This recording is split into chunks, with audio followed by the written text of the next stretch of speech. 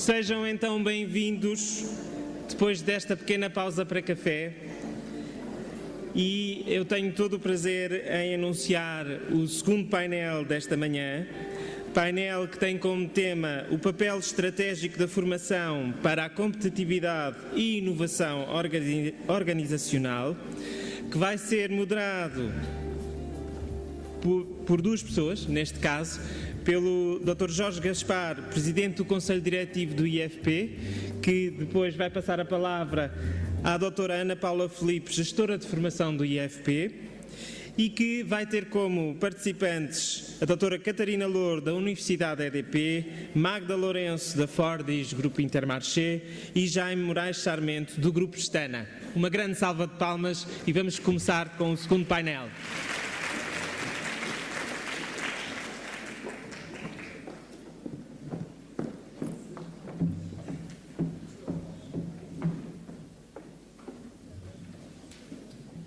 Muito obrigado, bom dia a todos.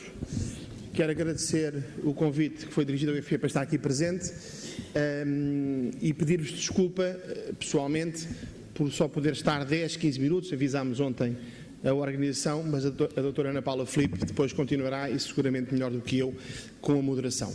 Mas não queria perder a oportunidade, e como não queria, não vou perder a oportunidade de vos dirigir algumas palavras. Como disse, terão que ser necessariamente breves, mas espero que tenham também algum sentido. Enfim, no que toca ao tema deste painel, sim, ele será discutido daqui a pouco, mas é por demais evidente a importância da formação profissional nos processos que aqui estão em causa. E eu, a propósito disso, quero começar por dizer o seguinte. Hoje, e a mesma coisa se passou ontem, a mesma coisa se passará amanhã, a formação profissional tem uma luta pela afirmação da sua dignidade. E eu repito, a formação profissional tem uma luta diária, uma luta constante, uma luta cotidiana pela afirmação da sua dignidade. Sob todos os pontos de vista. Desde logo, no que toca à formação inicial e por aí fora, até chegarmos à formação de adultos. E a pedra de toque para que, diariamente, nós todos consigamos ir vencendo esta batalha é muito simples de identificar. É a aproximação às empresas. E esta aproximação às empresas é tão mais importante quanto elemento fundamental desta luta diária e que vai durar anos, é a reconversão profissional. Esta é indiscutivelmente, na minha opinião, o principal desafio concreto que se coloca à formação profissional hoje e que se colocará nos próximos meses e nos próximos anos. A reconversão profissional é fundamental no combate ao desemprego e, em particular, no combate ao desemprego de longa duração. E só há reconversão profissional se essa reconversão profissional for feita nas empresas, com as empresas e eu diria mesmo pelas empresas. O que significa que há também, e nós temos muitas ideias sobre o assunto e princípios, não só ideias, mas também princípios, um debate que tem que ser feito também diariamente sobre como entrosar responsabilidades públicas com responsabilidades privadas, responsabilidades empresariais neste quadro da reconversão profissional. Porque a reconversão profissional faz também com formação contínua nas empresas. Isto é, a reconversão profissional não é algo que diga apenas respeito aos poderes públicos. Pelo contrário, eu acho que fomos aprendendo, a bem ou a mal, que as responsabilidades públicas são responsabilidades de todos, não são responsabilidades apenas dos poderes públicos. E quando olhamos para o mercado, percebemos muito facilmente, quem não tiver preconceitos ideológicos nessa visão, que a economia e o mercado, como eu dizia, evolui muito mais rapidamente do que os referenciais, evolui muito mais rapidamente do que os catálogos, evolui muito mais rapidamente do que os magazines ou quaisquer outro tipo de periódicos. O que significa que das duas uma, ou procuramos olhar para a frente, procurar antecipar as necessidades do mercado de trabalho e juntamente com as empresas acautelá-las, ou se olharmos apenas para o presente para aquilo que temos hoje e procurarmos construir um futuro que tenha em conta a realidade de hoje e não aquela que há de surgir, então é isso seguramente que aqueles que se interessam e que trabalham na formação profissional em geral não serão bem sucedidos. E esta matéria levanta um outro ponto, que é como chegar às empresas. Como chegar às empresas e como chamar as empresas para este processo. E eu aí digo o seguinte, e terei todo o gosto em participar rapidamente e com mais tempo numa outra iniciativa vossa, para continuar esta discussão. Mas eu aí diria o seguinte, o Instituto de Emprego e Formação Profissional tem um orçamento que não é, ou cujos recursos, aliás, não são nascidos no IFP. O IFP tem um orçamento que resulta fundamentalmente, quer a nível português, quer a nível europeu, portanto, taxa social única e Fundo Social Europeu, das contribuições das empresas e dos trabalhadores. Isto quer dizer que o IFP não é o dono do dinheiro. O IFP gera o dinheiro. O dono do dinheiro é quem coloca lá o dinheiro. São as empresas e são os trabalhadores, e eu repito, não apenas portuguesas, mas em geral via FSE europeias, aqui europeias no sentido da União Europeia, que investem no IFP para que possam ter um retorno. E esse retorno é muito simplesmente avaliável pelo seguinte: ou há reforço de competências e criação de pós-trabalho, ou não há, e então o investimento é bem sucedido, é essa a mais-valia, ou não há reforço de competências nem criação de pós-trabalho e aí o investimento não foi bem sucedido. O que significa também que, do ponto de vista das apostas, a seletividade tem que ser um princípio absolutamente imperativo. Mas também é tão falada, e se calhar não tão discutida, empregabilidade. Porque a empregabilidade, isto é, a suscetibilidade de eu me tornar, entre aspas, empregável, de conseguir ocupar um posto de trabalho na economia, como dissemos há pouco, e bem creio, evolui mais rapidamente do que propriamente as políticas públicas, e assim é que tem que ser, senão estaríamos num país dirigista em que se de engenharia social. Nós temos é que antecipar a evolução da economia e não fazer ao contrário, querer fazer funcionar a economia em função dos nossos desejos. Mas dizia, nesta matéria, a empregabilidade tem que ser lida e analisada com muita atenção, porque não é exatamente a mesma coisa. Por exemplo, eu referi esse aspecto aqui que é decisivo, o da reconversão profissional. Trabalhar em processo de reconversão profissional de jovens licenciados e, portanto, com altas qualificações e cuja reconversão de competências é mais simples e mais rápida no sentido do seu regresso ou mesmo ingresso no mercado de trabalho, e a empregabilidade tem que obedecer a critérios bem definidos, ou olharmos para a empregabilidade, por exemplo, de um desempregado de longa duração com baixas qualificações que trabalhou 30 anos num setor da atividade económica que se tornou completamente obsoleto, mas que ainda tem 10, 15, 20 anos de vida de trabalho pela frente. E a empregabilidade aqui não pode ser lida da mesma maneira, porque o processo de reconversão profissional não pode ser o mesmo. Não deve haver aqui modelos únicos para realidades distintas. O que é que isto significa? Significa que a todos nós, que de uma forma ou de outra temos diferentes responsabilidades, mas sobre a mesma matéria, sem qualquer diferença de importância, perceber isto é a pedra de toque para olharmos também para os mecanismos de financiamento, e recordam-se com certeza que eu comecei esta parte de intervenção exatamente falando dos recursos financeiros, olhar para a perspectiva do financiamento dos processos de reconversão profissional para públicos distintos, para jovens, licenciados, foram os exemplos que eu usei, ou para desempregados de longa duração com baixas qualificações. E se olharmos com base nestes pressupostos, que eu entendo estarem corretos, enfim, infelizmente não tenho tempo para discutir convosco, hoje, perceberemos também que a tal aferição, que a medição da empregabilidade não pode obedecer às mesmas regras. E, não obedecendo às mesmas regras, não pode ter, obviamente, as mesmas consequências do ponto de vista do financiamento. E este ponto é absolutamente crítico. Crítico no sentido importante, não no sentido negativo ou positivo, porque nos remete para a necessidade de olhar para, por exemplo, o PT 2020, para o Portugal 2020, e perceber que mecanismos é que estão previstos do ponto de vista do financiamento, por exemplo, destas duas realidades. E este ponto é um ponto que, como eu disse, contribui para que, como eu disse logo no início, para que eu considere que aqueles que estamos na formação profissional temos diariamente uma luta pela afirmação da dignidade da formação profissional. Até porque, eu queria também referir este ponto, até porque a formação profissional não é ensino profissional. São coisas diferentes. São coisas igualmente importantes, mas são coisas também igualmente diferentes. E não estou a ser aqui redundante. Disse-o de propósito. São coisas igualmente importantes, mas também igualmente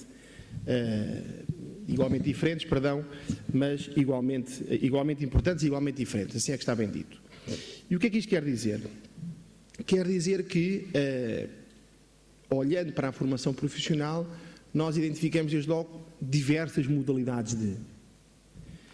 Sendo certo que todas elas, e eu quero repetir este ponto, têm que estar dirigidas fundamentalmente para as necessidades das empresas. Mas para que isso aconteça, é preciso, por exemplo, que mesmo na gíria comum, nós deixemos de falar, e eu repito, gíria comum, e estou a dizer nós, que é um plural majestático, portanto que me abrange a mim também. Não é crítica nenhuma a ninguém em particular. Que deixemos de falar da aprendizagem, que é um exemplo, como uma coisa que dá equivalência ao 12º ano. A aprendizagem não dá equivalência a nada. A aprendizagem é o verdadeiro percurso dual. Tem um percurso profissional e tem um percurso académico. Ter equivalência é, se comprar o bife, tem direito a um prato de batatas fritas. Aqui não. Aqui faz-se o bife e fazem-se as batatas fritas. Há os dois percursos. Há as duas exigências. E quando nós falamos em dar equivalência, estamos a menorizar a aprendizagem. E, consequentemente, estamos a menorizar uma importantíssima modalidade de formação dual. Aquela que, indiscutivelmente, não só está mais próxima das empresas, como está literalmente dentro das empresas e é desenvolvida dentro das empresas. E nós olhamos para os números da empregabilidade daqueles que terminam o percurso de aprendizagem e percebemos que aí temos bons resultados. E eu disse daqueles que terminam os percursos de aprendizagem. Não disse, infelizmente, daqueles que iniciam cursos de aprendizagem. Porque também é verdade que há muitos jovens que ficam pelo caminho. E eu quero com isso pedir desculpa e terminar. No âmbito da aprendizagem. E porquê é que ficam pelo caminho? Porque é preciso olhar, creio eu, para estas coisas, como para todas as outras, com uma perspectiva sistémica, uma perspectiva global. E se olharmos para a aprendizagem, percebemos que, enfim, do ponto de vista formal, do ponto de vista jurídico-legal, lá cabem jovens dos 15 aos 23 anos, creio que estou a dizer bem, dos 15 aos 23 anos, mas depois vamos olhar para os números e percebemos que a maioria deles tem mais de 18 anos. E o que é que isto significa? Significa, porventura, que, pese embora seja legal ir para a aprendizagem antes dos 18 anos, porventura não é encarado pelo sistema como normal, como se, num Estado de Direito, a normalidade não fosse aferida pela legalidade. E este ponto é também crítico, porque, obviamente, se tivermos jovens que iniciam um percurso de aprendizagem com 18, 19, 20 anos e que têm o 9º ano, porventura é porque foram os jovens que foram menos bem-sucedidos no sistema educativo. E depois dizemos que não completaram o percurso de aprendizagem. E portanto a aprendizagem não foi boa. Mas isto tem uma outra perspectiva. Então porquê é que não vêm os outros para a aprendizagem, os melhores? Por regra. Porquê é que tem que vir, entre aspas, fundamentalmente estes? Porquê é que não, por regra não podem vir também os outros? Numa lógica de liberdade de escolha absolutamente dependente de uma vontade pessoal e, naturalmente, tendo a idade aqui em causa, também familiar. E termino dizendo o seguinte, e seguramente que já falaram destas questões e, porventura, vão falar delas também de seguida. A vocação. Vocação. Todos nós, porventura, já pensámos que tínhamos as nossas, mas a maior parte de nós, seguramente, hoje faz coisas para as quais nunca pensou, enquanto jovem, ser essa a sua vocação. A esmagadora maioria de nós. A começar por mim. O que é que isto quer dizer? Se nós tivermos, eu tenho algum gosto pessoal pela etimologia das palavras, puramente pessoal, a palavra vocação vem da expressão latina vocatio, que para vacatio, que quer dizer lugar vazio, zero, nada, só muda uma vogal. E, portanto, entre uma vocação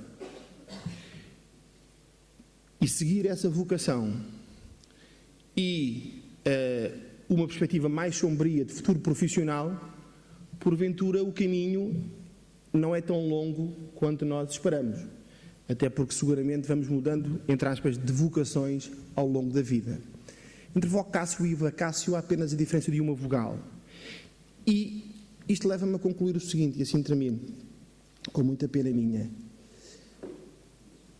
A liberdade individual, em tudo, desde logo na escolha de percursos educativos /formativos, que eu acho que tem que ser continuamente desenvolvida, não só em Portugal, mas, enfim, em todo o lado, mas também em Portugal, a liberdade individual na escolha de percursos educativos formativos deve ser acompanhada da responsabilidade pessoal.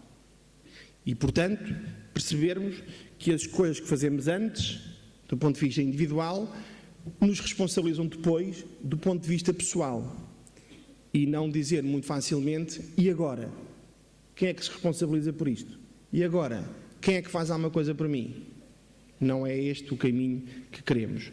Até porque, e se olharmos, e já violei a minha palavra e ainda não terminei, até porque, se olharmos para, enfim, mais uma vez, uma abordagem sistémica, numa abordagem de A a Z, e terminando com Z, infelizmente, no desemprego registado no IFP, e na necessidade que o IFP tem, e necessidade e obrigatoriedade, enquanto Serviço Público de Emprego e Formação Profissional tem, de trabalhar com todos, independentemente das suas qualificações, das suas competências, dos seus pontos de partida, percebemos que seguramente que a responsabilidade no momento do registro, no momento da inscrição de alguém, seja lá quem for, independente das suas qualificações e competências, como eu disse, como desempregado, não é do IFP. O IFP é ali o momento em que toma contacto com essa realidade, não é do IFP. E, portanto, não se exige ao IFP aquilo que não é ainda da responsabilidade do IFP. É que em 6 meses reconverta pessoas e as coloque no mercado de trabalho, quando tiveram 20 e tal anos em percursos cuja empregabilidade era bola. E este é que é o ponto. Não se exija do IFP aquilo que não é ainda da responsabilidade do IFP. Ali começa a responsabilidade do IFP, mas não queiram que o IFP faça em 6 meses, faça em 8 meses, faça num ano, naqueles percursos de reconversão profissional mais complicados, dos quais eu há pouco falava, aquilo que não foi possível fazer, pelos vistos, em percursos educativos e formativos de 20 e 30 anos. E isto tem que ver também muito com a seletividade e, portanto, com a alocação dos recursos. Tenho imensa pena, como imaginam, de me ir embora, mas tenho um compromisso ao qual não posso falhar, já agora ao meio-dia 10. Muito obrigado.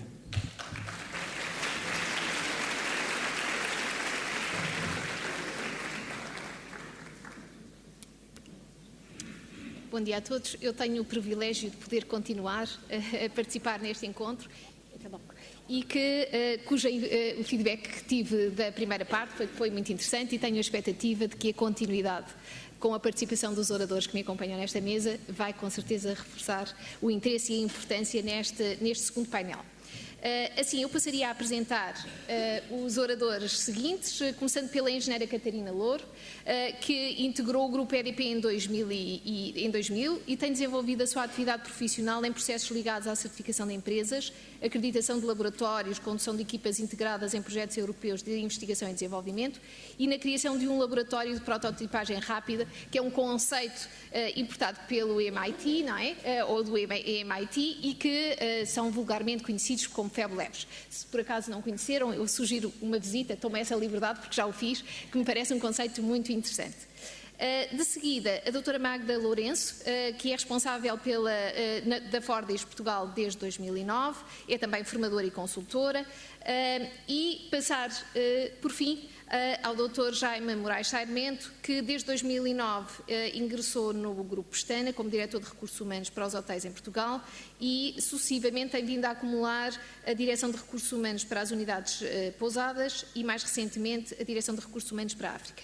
E, portanto, vamos ter aqui, com certeza, três perspectivas muito interessantes de três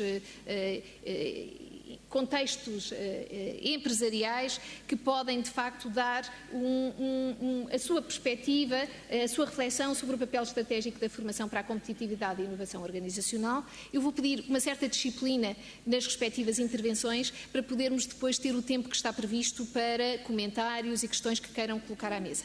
Sendo assim, passaria desde já a palavra à engenheira Catarina Louro para a sua intervenção.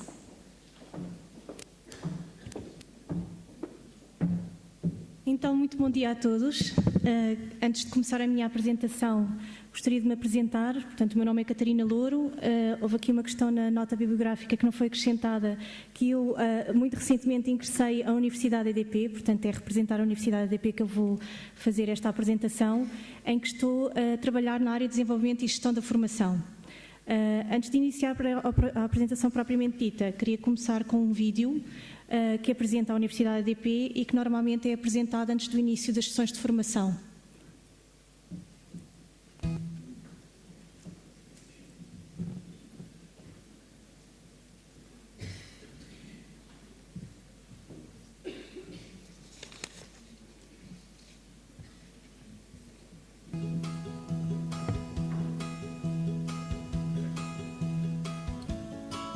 A Universidade EDP tem um valor especial para todos nós, porque é um instrumento determinante no desenvolvimento do capital humano do Grupo EDP, contribui para a consolidação e difusão da cultura do grupo através da colaboração e partilha do conhecimento entre os seus colaboradores.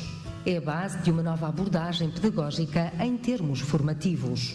A Universidade EDP coloca a formação ao serviço das necessidades estratégicas do negócio, sem esquecer as necessidades individuais dos colaboradores. É constituída por 7 escolas, 5 de negócio, produção, distribuição, comercial, gás e renováveis e 2 transversais, Escola de Desenvolvimento de Diretivos e Escola EDP. Já conhece o campus online? É a plataforma de gestão da formação que suporta diferentes modos de aprendizagem, onde pode realizar os seus cursos em e-learning, responder a questionários e saber mais informações sobre a formação que está a frequentar. Sabia que a Universidade EDP ganhou um prémio internacional? Somos inovadores, pois somos uma universidade corporativa única, humana, constituída por pessoas e para pessoas e sustentável através da partilha do conhecimento e do saber fazer.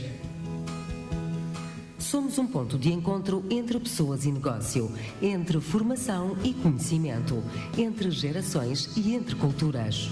Esta é uma oportunidade única como experiência formativa. Porque somos um livro aberto, somos a EDP. Universidade EDP. Este é um projeto que eu também gosto muito. Eu acho que isso vale a pena. As coisas não devem ser banalizadas. E uma delas é esta questão da universidade, em que as pessoas deram centenas de horas para partilhar o seu conhecimento com os outros. A maior parte da formação dada na universidade é por pessoas cá de dentro e não por pessoas de fora. E este é um aspecto fundamental para contribuir para a cultura. O segredo já não é a alma do negócio. É o contrário. É a partilha do conhecimento que é a alma do negócio.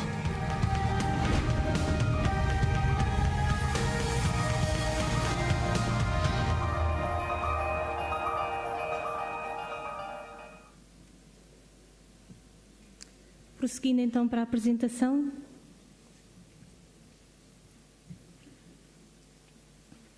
Onde vamos falar do papel estratégico da formação na competitividade e inovação organizacional.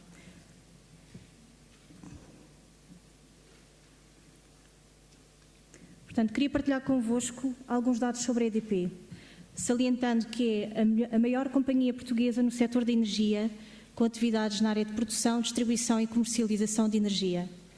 Devido a uma estratégia de internacionalização, nós temos mais de 60% do nosso EBITDA a vir fora de Portugal. A diversificação do nosso portfólio tem investido bastante, como sabem, em energias limpas. Portanto, já somos o terceiro maior produtor mundial de energia eólica. E, devido a esta dimensão multigeográfica e multidimensional e multinacional, já temos cerca de 12 mil colaboradores em cerca de 30 nacionalidades em 14 países no mundo. Alguns desafios, recuando a 2008, o ano que antecedeu a formação da Universidade ADP, com que nos deparávamos. Essencialmente, nós tínhamos uma população amadurecida, com uma faixa etária média de 56 anos, extremamente especializada, com imenso conhecimento tácito, ou seja, baseado em experiências individuais, que era necessário reter. Portanto, o conhecimento interno crítico para a organização precisava de ser passado para a próxima geração. Basicamente, portanto, foi este o grande desafio. Para além de termos que fazer o alinhamento entre a formação e as necessidades estratégicas do negócio, incentivar o desenvolvimento da cultura EDP e a promoção da cultura EDP e organizar e uniformizar a aprendizagem e o processo de gestão de conhecimento do grupo. Fazendo aqui um bocadinho a desconstrução do nosso logotipo. Portanto, a Universidade foi fundada em 2009 para responder a estes desafios e no nosso logotipo nós temos, num primeiro plano, as pessoas. Fazendo um zoom, o desenvolvimento do capital humano é para nós bastante importante, em que a formação é um instrumento determinante para o seu desenvolvimento. O alinhamento estratégico com o negócio, em que os negócios comandam o processo de formação das pessoas, são eles que definem as necessidades específicas de formação. E ainda, como já vos disse, na base, o conhecimento. O conhecimento estratégico é transmitido entre gerações através da partilha de experiências dos colaboradores e a promoção de uma cultura de grupo. Fazendo aqui uma explicação da nossa estrutura e do nosso modelo, o modelo implementado tem 7 escolas, portanto existem 7 escolas da Universidade EDP, 2 transversais, a Escola EDP e a Escola de Desenvolvimento Diretivos, e 5 escolas funcionais ligadas aos negócios da EDP, a Escola de Distribuição, Escola de Produção, Escola Comercial, Escola de Gás e Escola de Renováveis. Começando pela Escola EDP. Na Escola EDP temos os programas que são considerados transversais à formação dos nossos colaboradores, que são fundamentais para o desempenho de qualquer função. Ou seja, qualquer colaborador tem que ter conhecimentos, por exemplo, sobre energia. Temos um curso de introdução ao negócio de energia, finanças empresariais, regulação e concorrência, portanto, são programas transversais. Também temos programas nesta escola de cultura e de inovação e programas de acolhimento e integração dos novos colaboradores. Já a Escola de Desenvolvimento Diretivos, como o próprio nome indica, tem temas ligados à liderança, ao desenvolvimento das capacidades de liderança dos atuais gestores, bem como a preparação da nova geração de líderes. Nas escolas funcionais, são os negócios que comandam a formação, definem as necessidades específicas e têm programas específicos para os colaboradores. De forma a fazer um alinhamento estratégico das necessidades do negócio com as necessidades de formação, nós temos a condução da Universidade EDP é exercida diretamente pela gestão de topo, através de 8 comitês diretivos. Há um comitê da Universidade EDP e há 7 comitês diretivos ligados a cada uma destas escolas, onde estão presentes o Presidente do Conselho de Administração Executivo, Dr. António Mexia, estão presentes os administradores de cada um dos negócios e o Diretor da Universidade EDP. Estas pessoas, a miúdo, reúnem-se para pensarem na estratégia que deve ser seguida em termos de formação e quais são as competências críticas que o capital humano deve adquirir de cada negócio. Depois temos a formação individual e corporativa, que também é bastante importante, mas tem outra característica. É a definição de um processo bottom-up de necessidades individuais específicas de cada indivíduo. Ou seja, eu como colaboradora posso estar integrada num programa estruturado de uma das escolas, mas tenho uma necessidade individual de desenvolvimento, por exemplo no Excel ou em Visual Basic, porque preciso desenvolver um determinado projeto. Então identifico esta necessidade que é inserida neste programa, que é a formação individual corporativa. Depois também temos, para sustentar todo este edifício, a nossa plataforma de e-learning, portanto a nossa plataforma de aprendizagem virtual, que faz a gestão de toda a formação.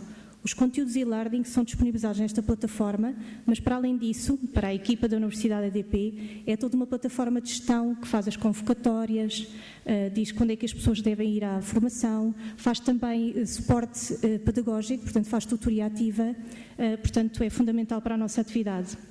Finalmente, o nosso staff da Universidade EDP é permanente de 42 colaboradores e temos 600 docentes internos. Foi uma questão que foi valorizada pelo Dr. António Mexia no vídeo que acabámos de passar. 90% da nossa formação é dada por colaboradores internos. E mantemos também uma estreita parceria com os recursos humanos de cada unidade de negócio. Queria partilhar convosco algumas estatísticas de 2014. Não vou ser exaustiva, queria salientar 3. Em que o volume de formação em 2014 para o grupo EDP, ou seja, abrange todas as geografias, foi de 517 mil horas pessoa. Participaram em ações de formação 11.157 colaboradores do grupo, 93% do total, com uma média de 43,1 horas de formação por colaborador. E verificou-se, como era de esperar, predominância do domínio das formações, do domínio técnico, cerca de 68% do volume de formação total.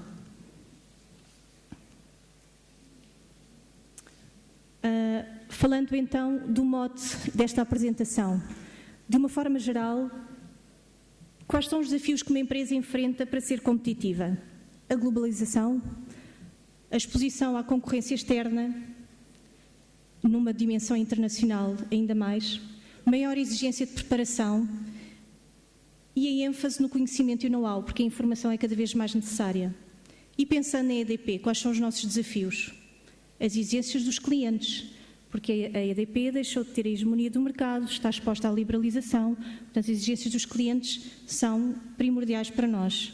Imposições regulatórias ao nível da qualidade de serviço, da entrega do serviço.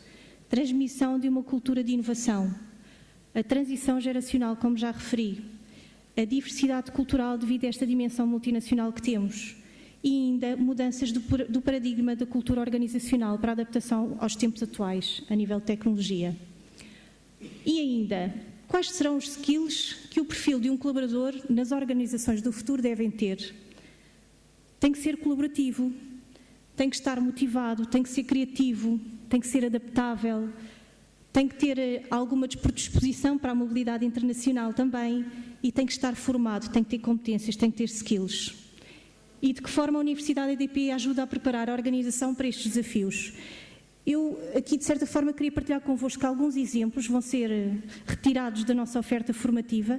Nós temos bastantes cursos, aqueles que eu agora vou mostrar são exemplos de cursos que ajudam, de certa forma, a fazer um paralelo com estes desafios que acabei de salientar. Então, começando com o curso Gestão de Ativos da Escola de Distribuição. Portanto, como já referi, a Escola de Distribuição está ligada ao negócio da distribuição. Um dos desafios que referi há pouco tinha a ver com as imposições regulatórias ao nível da qualidade de serviço. Anteriormente, portanto, no início da década de 2000, a EDP tinha mais manutenção corretiva. Portanto, os ativos, aqui quando falamos, eu aqui salientei uma fotografia de um transformador, mas podem ser disjuntores, podem ser linhas AT. Era uma manutenção corretiva, ou seja, quando havia uma avaria, era substituído, com o inerente impacto ao nível da qualidade de serviço. Havia quebras ao nível do serviço e avarias. A postura mudou e nós temos manutenção preventiva, em que nós fazemos a gestão da vida útil do ativo de forma a monitorizar a qualidade de vida deste ativo e prevenir as ocorrências. Esta postura não foi feita e não passou a ser feita pela EDP a partir deste curso, mas esta mentalidade tem que ser transmitida às novas gerações. Portanto, a partir do conhecimento das pessoas experientes e de uma postura ganhadora, porque nós temos dos melhores níveis de qualidade de serviço a nível europeu, tem que ser transmitidas às novas gerações e o papel da Universidade EDP é fundamental.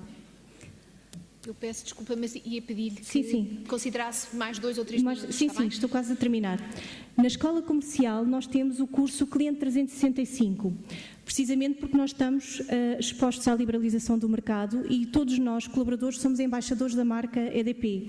Portanto, queremos reforçar uma cultura centrada no cliente e queremos dotar os colaboradores de uma visão de cliente, em que possamos explicar aos nossos familiares, conhecidos, qualquer pessoa que nos interpele na rua, quais são, portanto, qual é a visão da EDP. Temos também um curso corporativo, ou seja, para todos os colaboradores, que é a formação e-cloud, em que nós estamos a fazer uma migração das nossas ferramentas atuais para umas ferramentas mais colaborativas, baseadas em cloud computing. Esta migração foi recente, tem estado a correr muito bem e trabalhamos neste momento na nuvem. E este print screen que aqui está é justamente um módulo e-learning que foi retirado do campus online, onde podemos ver que as pessoas podem fazer formação também através do campus online nesta área. Desculpem. Nas sessões de acolhimento e integração, nós temos um módulo de inovação e de criatividade na Escola EDP, em que pedimos a que as pessoas, numa atividade de networking, pensem na diferença entre criatividade e inovação, se são a mesma coisa. Inovação e criatividade não são a mesma coisa. Sabem qual é a diferença? Eu vou explicar. Portanto, a criatividade, não temos muito tempo, mas eu ajudo. A criatividade, devem saber, portanto, é a forma de gerar ideias, avulso, mas podemos também combiná-las de forma abstrata, mas também pouco usual. A inovação é a forma de implementá-las e convertê-las em serviços e produtos. Portanto, para nós estes valores na EDP são bastante importantes. Portanto, temos que ser uma empresa criativa, mas também inovadora. Aproveitamos também nestes cursos para partilhar o portfólio de inovação com os nossos colaboradores, em que aqui só saliento 2 projetos, que é o WindFloat e o InnovCity de Évora. Para terminar, quais são alguns dos futuros desafios da Universidade EDP? Portanto, estamos a trabalhar no reconhecimento externo. Neste momento já submetemos o processo da certificação de JERT, estamos a aguardar a decisão e estamos a tratar já da acreditação internacional FMD, através do processo CLIP Accreditation.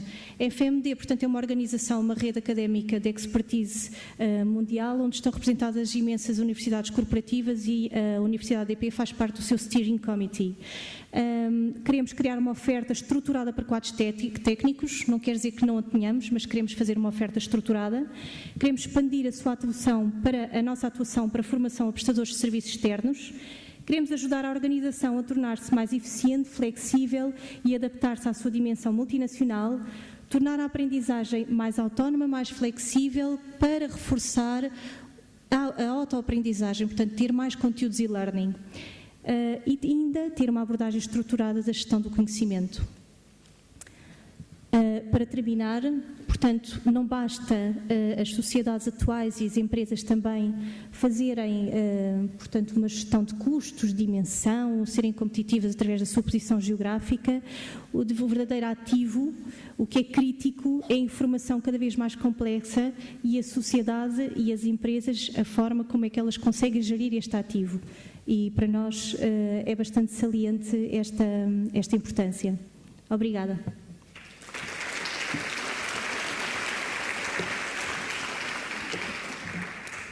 Agradeço à engenheira Catarina Loura, em representação da Universidade EDP, e o seu esforço de síntese para podermos passar a palavra aos demais oradores. Passo agora a palavra à doutora Magda Lourenço, em representação da Fortis Intermarché, que vai apresentar uma intervenção subordinada ao tema Inovação nos Mosqueteiros, e fazia mais uma vez o apelo à capacidade de síntese para dar-vos espaço depois para a discussão. Ora, bom dia a todos. Antes de mais, um agradecimento à organização pelo convite que nos fez para partilhar a nossa experiência. Portanto, a nossa apresentação vai ser toda ela muito prática e muito baseada na experiência que nós fazemos no nosso dia-a-dia. Assim sendo, farei um enquadramento sobre o grupo, porque nós temos uma dinâmica um bocadinho diferente do grupo da distribuição normal. Um enquadramento da Fordis, que é a entidade dentro do grupo que é responsável pela formação dos colaboradores nos pontos de venda. Depois partirei para apresentar um projeto específico que nós desenvolvemos o ano passado de Blended Learning, com alguns resultados que também gostaria de partilhar convosco, para daí tirar algumas conclusões, algumas aprendizagens que fomos retirando ao longo do tempo e que esperemos que sejam úteis para todos. Começando pelo grupo dos mosqueteiros. No mundo, o grupo é um grupo francês com cerca de 40 anos, é um grupo que detém 6 insígnias, tem cerca de perto de 3.600 lojas, está presente em 5 países, é o 14º maior retalhista a nível mundial. Em Portugal, o grupo está presente há 24 anos, temos 3 insígnias, que penso que serão do conhecimento da maior parte dos presentes. Que penso que serão do conhecimento da maior parte dos intervenientes. Temos o Intermarché, que são lojas alimentares, onde temos supermercados localizados em zonas rurais e urbanas de média ou pequena dimensão. Temos o Brico, que são, portanto, dedicados à bricolagem, decoração e construção, e temos o Rodi, que são oficinas multimarca de reparação automóvel, também com lojas de venda de acessórios automóvel. Somos o 3º maior retalhista português e, neste momento, temos cerca de 300 pontos de venda espalhados de norte a sul do país, contamos com 14.000 colaboradores e, basicamente, fazendo as médias, temos uma loja mais ou menos a cada 16 km. Provavelmente, para muitas das pessoas do interior ou das localidades mais pequenas, o Intermarché foi o primeiro supermercado que conheceram na sua realidade. Para explicar um bocadinho melhor a diferença entre o grupo Os Mosqueteiros e outros grupos da distribuição, tenho um filme, esperemos, institucional. Esta é uma história que começou em Portugal no ano de 1991. Era uma vez uma ideia, construída para todos, chamada Intermarché. O Intermarché acreditava que todos mereciam ter o melhor, mais perto de si. Por isso foi para as pequenas localidades e multiplicou-se em 230 lojas, espalhadas por 180 concelhos. E apostou nos produtores locais e na frescura que cada terra tem para oferecer. Liderada por empresários independentes que pagam impostos locais, sempre se posicionou como uma loja de proximidade que conhece os seus clientes como ninguém. Uma loja que pertence verdadeiramente a cada comunidade. Isto porque no seu ADN, o Intermarché é cá dos nossos. Para que todos possam viver felizes para sempre, com o melhor e mais barato. Portanto, resumidamente, o que nos diferencia face a outros grupos da grande distribuição tem a ver com o facto de que cada loja é uma sociedade autónoma, detida por um empresário independente, designado por aderente. E, portanto, estamos a falar não de uma cabeça que manda em todas as lojas, mas de várias cabeças, onde cada loja tem a sua realidade, a sua cultura, o seu tipo de gestão. Existem serviços centrais de apoio, nomeadamente serviços ligados à formação. A Fordis é, portanto, a entidade do grupo ligada à formação profissional, responsável pela formação dos colaboradores dos pontos de venda. Alguns indicadores, alguns dados, nós fazemos formação intra-empresas, portanto deslocamos a nossa equipe de formadores até às lojas, onde fazemos formação tanto teórica como no local de trabalho. Fazemos formação também inter-empresas, temos um calendário anual no qual os pontos de venda se inscrevem, normalmente para formação nas nossas bases, e também desenvolvemos formação em e-learning desde 2012. Temos neste momento, o ano passado, são dados de 2014, mais de 116.000 horas de formação ministradas. Temos uma equipa de 27 formadores que basicamente formam em todas as áreas dos pontos de venda, desde mecânica, ao talho, peixaria, portanto, cobrimos todas as áreas de formação dentro das necessidades das lojas e em 2014 emitimos cerca de 25 mil certificados.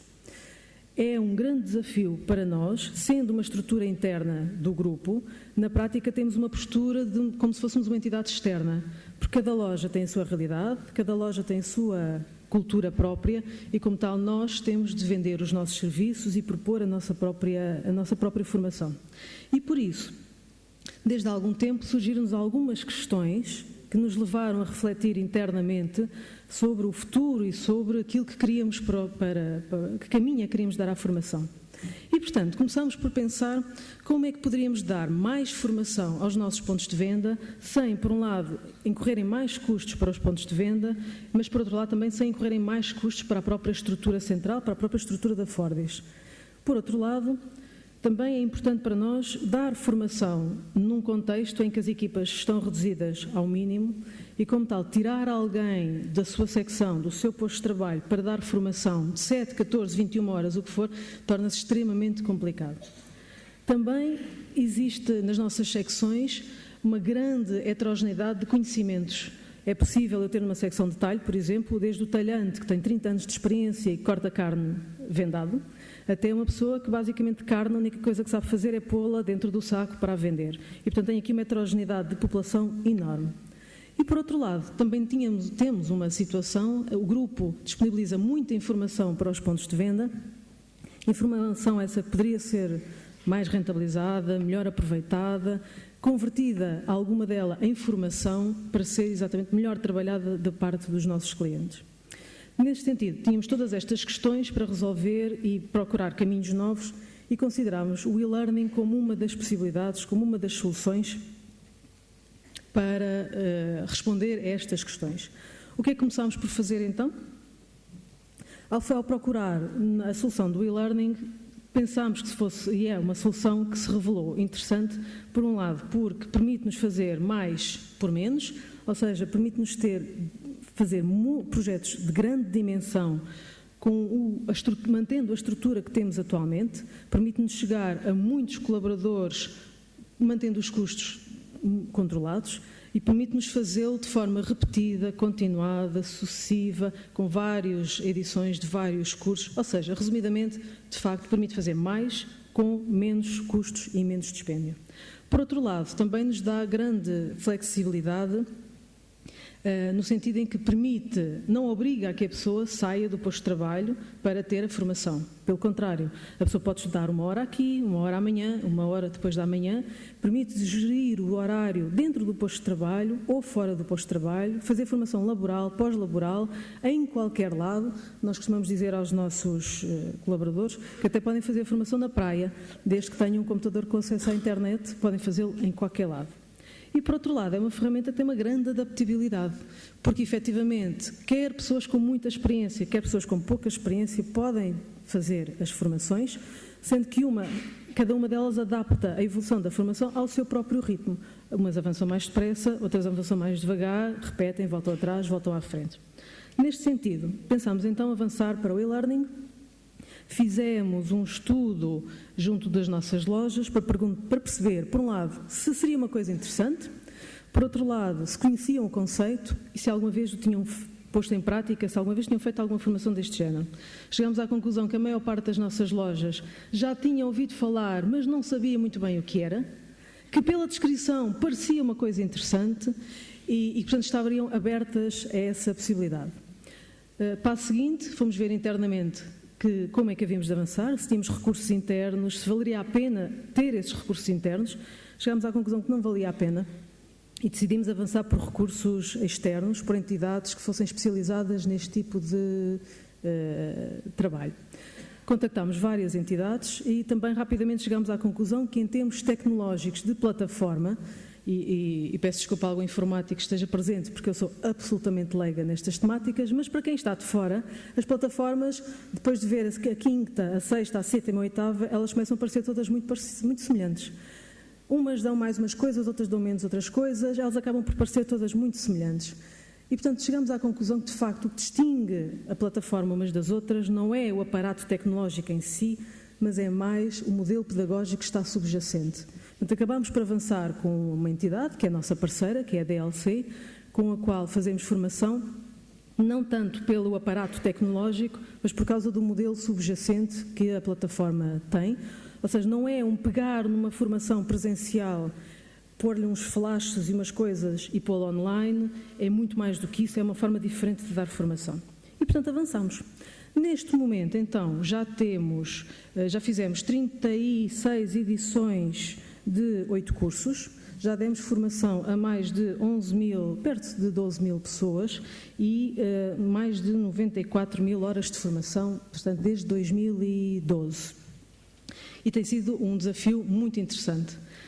Muito desafiante. Foi também um projeto que levámos a cabo o ano passado e que passo a apresentar muito rapidamente, porque foi um projeto muito alargado e muito abrangente, que trabalhou tanto competências técnicas como competências comportamentais e que resultou de uma necessidade identificada pela nossa área de marketing alimentar, de estudos que fazem, de clientes mistérios, estudos de imagem, etc., em que era importante trabalhar mais com as nossas pessoas, por um lado, a capacidade para fazer um atendimento profissional sem deixar de ser um atendimento de proximidade. É muito difícil para uma loja pequena, uma loja de uma aldeia, em que eu atendo o meu vizinho, a pessoa com quem andei na escola desde sempre. É muito difícil fazer um atendimento que é profissional, mas ao mesmo tempo sem ser distante e frio. É uma coisa que não se coloca tanto em grandes meios urbanos, como Lisboa, mas nos ambientes pequenos é complicado. Então queríamos trabalhar, por um lado, um atendimento mais profissional, mas também, acima de tudo, um atendimento mais proativo, ou seja, que as pessoas não se limitassem a propor, a aviar aquilo que é pedido, a dar aquilo que o cliente pede, mas também a sugerir produtos alternativos, a oferecer soluções alternativas e a fazer outras propostas. E assim, o nosso projeto tinha 2 grandes objetivos. Por um lado, aumentar o conhecimento do produto e, por outro lado, aumentar o grau de profissionalismo do atendimento e de proatividade. Porquê estes 2 ciclos interligados? Porque eu só posso propor produtos alternativos e outras coisas se eu conhecer essas coisas. Eu só posso propor outro tipo de queijos, outro tipo de fiambres, se eu conhecer aquilo que tenho para vender. Portanto, são 2 faces da mesma moeda. Então avançámos para um projeto com um nome muito pouco inspirado, devo reconhecer, não gastámos muito tempo à procura do nome espampanante para o projeto, mas que espelha bem o objetivo final. O objetivo, de facto, era vender mais e vender bem. E para vender bem, teríamos de o vender atendendo bem o cliente e conhecendo aquilo que se está a vender, lá está, para poder ter essa proatividade e avançar nessa proatividade. Assim sendo, desenvolvemos formação dentro do conhecimento técnico em 3 secções: peixaria, charcutaria e talho. Este ano estamos a fazer com 2 outras, padaria e pastelaria e frutas e legumes. E levamos a cabo também, na formação de atendimento, um projeto específico designado Uma Loja, Uma Casa. Sendo casa um acrónimo para 4 grupos de comportamentos que trabalhamos, nomeadamente a cordialidade, a apresentação pessoal, a simpatia e o aconselhamento e venda. Portanto, focámos especificamente neste tipo de comportamentos onde trabalhamos, este tipo de competências. Como é que o fizemos? Fizemos através de formação blended, ou seja, desenvolvemos formações em e-learning para trabalhar tudo o que era, por exemplo, a nível do conhecimento de produto, tudo o que era o conhecimento da gama, qual é a oferta que se tem, características dos produtos, como é que se mantêm, como é que se assegura a sua qualidade, que tipo de venda cruzada, o que é que eu posso propor ao cliente que compra um bacalhau para além do básico das natas ou para além de muitas outras coisas, ou seja, vendas cruzadas. E, por outro lado, formação presencial na loja, neste caso na parte técnica, em frente à secção, para desenvolver nos colaboradores o sentido, o olhar, como o cliente vê.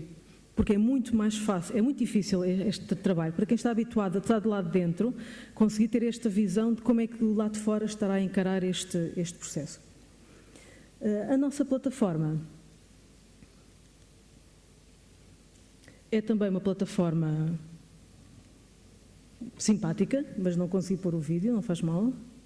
É uma plataforma de muito fácil utilização, e muito intuitiva, como teria mesmo de ser, porque estamos aqui a falar de dar formação a operadores de supermercado, maioritariamente com baixa literacia tecnológica, por assim dizer. A partir do projeto foi de facto interessante, mas como somos uma empresa, interessa-nos perceber a questão da transferência e o que é que de facto isto contribuiu para melhorar a produtividade e os resultados das nossas lojas. E então avançámos para recolher alguns indícios para fazer esta análise se valeu a pena ou não valeu a pena. Graças ao professor Caetano, com o primeiro painel, poupo-vos à descrição do modelo do Kirkpatrick, que já foi falado no primeiro painel, e avanço já com a recolha dos indicadores. O que é que nós tivemos a analisar? Para a reação, fomos buscar os tradicionais questionários de reação, tanto para o presencial como para a formação em e-learning. Na aprendizagem, fomos buscar indicadores aos resultados dentro da formação em e-learning, onde há sempre um questionário diagnóstico e várias avaliações ao longo do curso e um teste final. E, portanto, fomos comparar a evolução entre o diagnóstico e a média final do curso. Fomos tentar identificar algumas alterações comportamentais a partir de estudos de cliente mistério que a Insignia realiza periodicamente. Portanto, fomos escolher algumas lojas que tiveram formação, comparando com outras que não tiveram a formação, para poder ver se existia diferenças nos resultados alcançados. E, finalmente, a nível de indicadores, fomos tentar perceber se, pegando essas mesmas lojas, se o cesto médio, ou seja, pegando no volume total de vendas de um determinado dia e no número de pessoas que passaram na linha de caixa nesse dia, se o valor médio que cada pessoa levou era diferente nas lojas com formação e sem formação. Aquilo que nós gostaríamos, e que todos nós gostaríamos de ter, era uma ligação direta, ou seja, a indicação clara que as pessoas gostaram da formação, que aprenderam, que a puseram em prática e que isso teve impacto nos indicadores de negócio. É isso que nós todos queremos. E então fomos à partida, fomos ao estudo. Antes de vos mostrar o quadro, nós na reação, os questionários têm muitas perguntas e, como tal, escolhemos só uma questão. No e-learning fomos buscar a questão se perante o mesmo curso, em e-learning ou presencial, o que é que as pessoas preferiam, se era presencial ou e-learning. E vou apresentar a percentagem grande, que é aquilo que as pessoas disseram que preferiam nitidamente o e-learning, e uma percentagem pequenina, as pessoas que disseram que preferiam o presencial, para se poder ter uma noção de comparação. Na formação presencial, é um item de satisfação geral que tem uma escala de 1 a 4, portanto, normal na nossa realidade. Verificamos que, na maior parte, em todos os cursos, com especial destaque para a peixaria e para a charcutaria, a esmagadora maioria prefere largamente um curso em regime de e-learning. E estamos aqui a falar de pessoas, muitas delas sem experiência em mexer em computadores e que nunca tinham feito formação em e-learning, algumas nunca tinham sequer mexido num computador.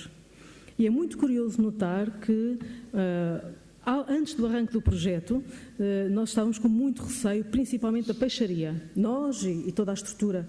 Porquê? Porque normalmente quando se pensa na peixaria, pensa-se em senhoras de meia idade, com pouca ou nenhuma experiência a mexer em computadores. Curiosamente, como se vê neste e noutros resultados, a peixaria foi a secção que melhor aderiu ao e-learning. E recebemos telefonemas, portanto, aqui já são inputs informais, muito interessantes, de filhos, netos, que nos ligavam para a Fordis para esclarecer algumas dúvidas e que diziam que estavam a adorar fazer o curso com as avós e com as mães, que estavam a aprender imenso sobre peixe e que aquilo acabava por ser uma atividade em família. Era uma coisa que estavam a fazer em conjunto. Outras senhoras que nos ligavam a dizer que se sentiam mais novas e que se sentiam mais modernas, porque efetivamente ouvem falar dos Facebooks e das internets e não fazem a mínima ideia do que é que se está a falar. E veem os filhos lá de volta daquilo e nunca... Algumas mexiam no rato assim. Tal era a distância que tinham. E aderiram muito bem. Por outro lado, por exemplo, o talho foi uma área que nos surpreendeu pela negativa. E quem conhece um bocadinho a grande distribuição,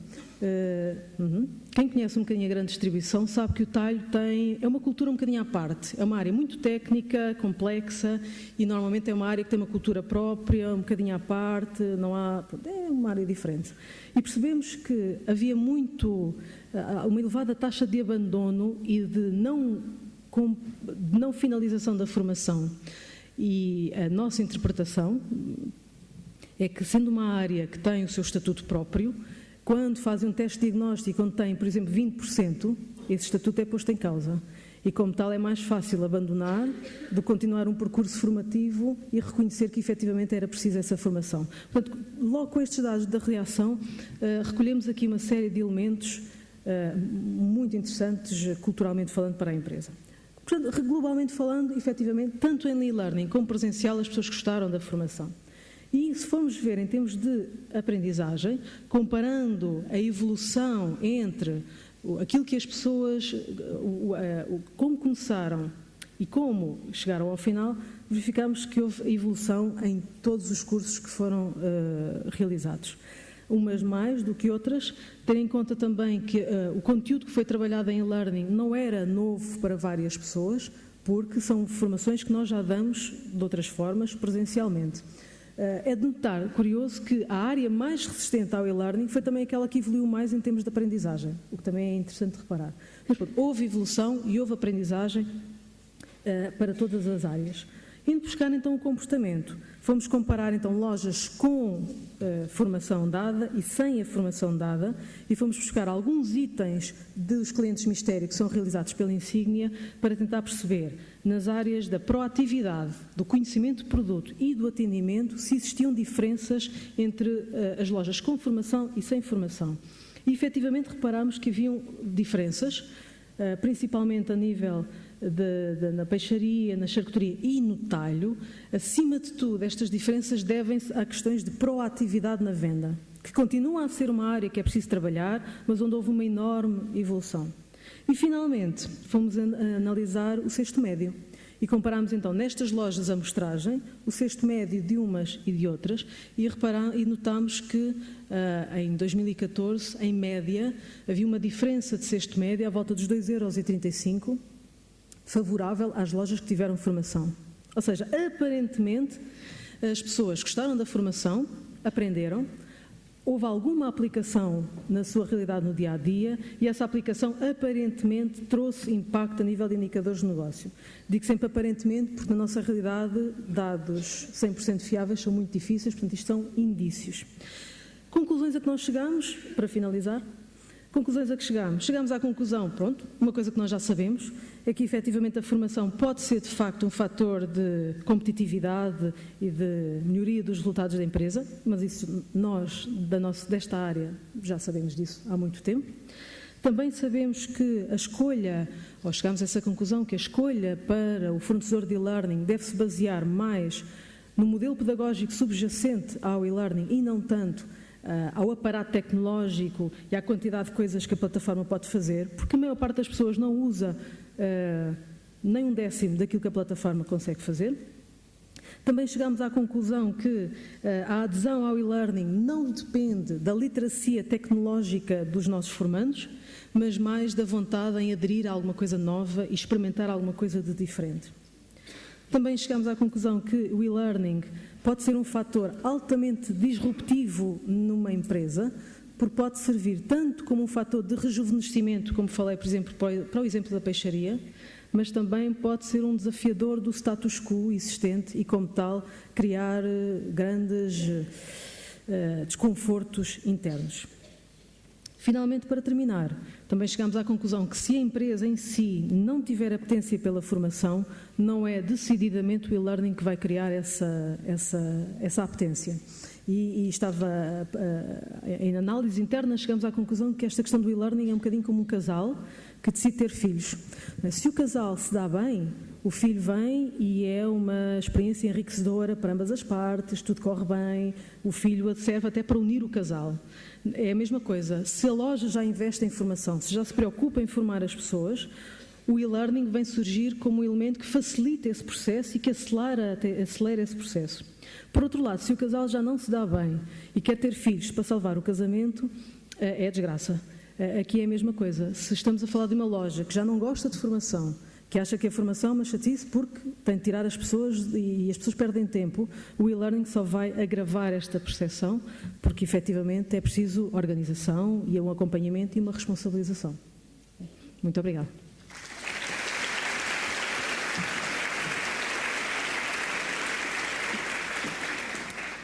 Muito obrigada, doutora Magda Lourenço. Passo desde já a palavra ao doutor Jaime Moraes Sarmento, em representação do Grupo Pestana.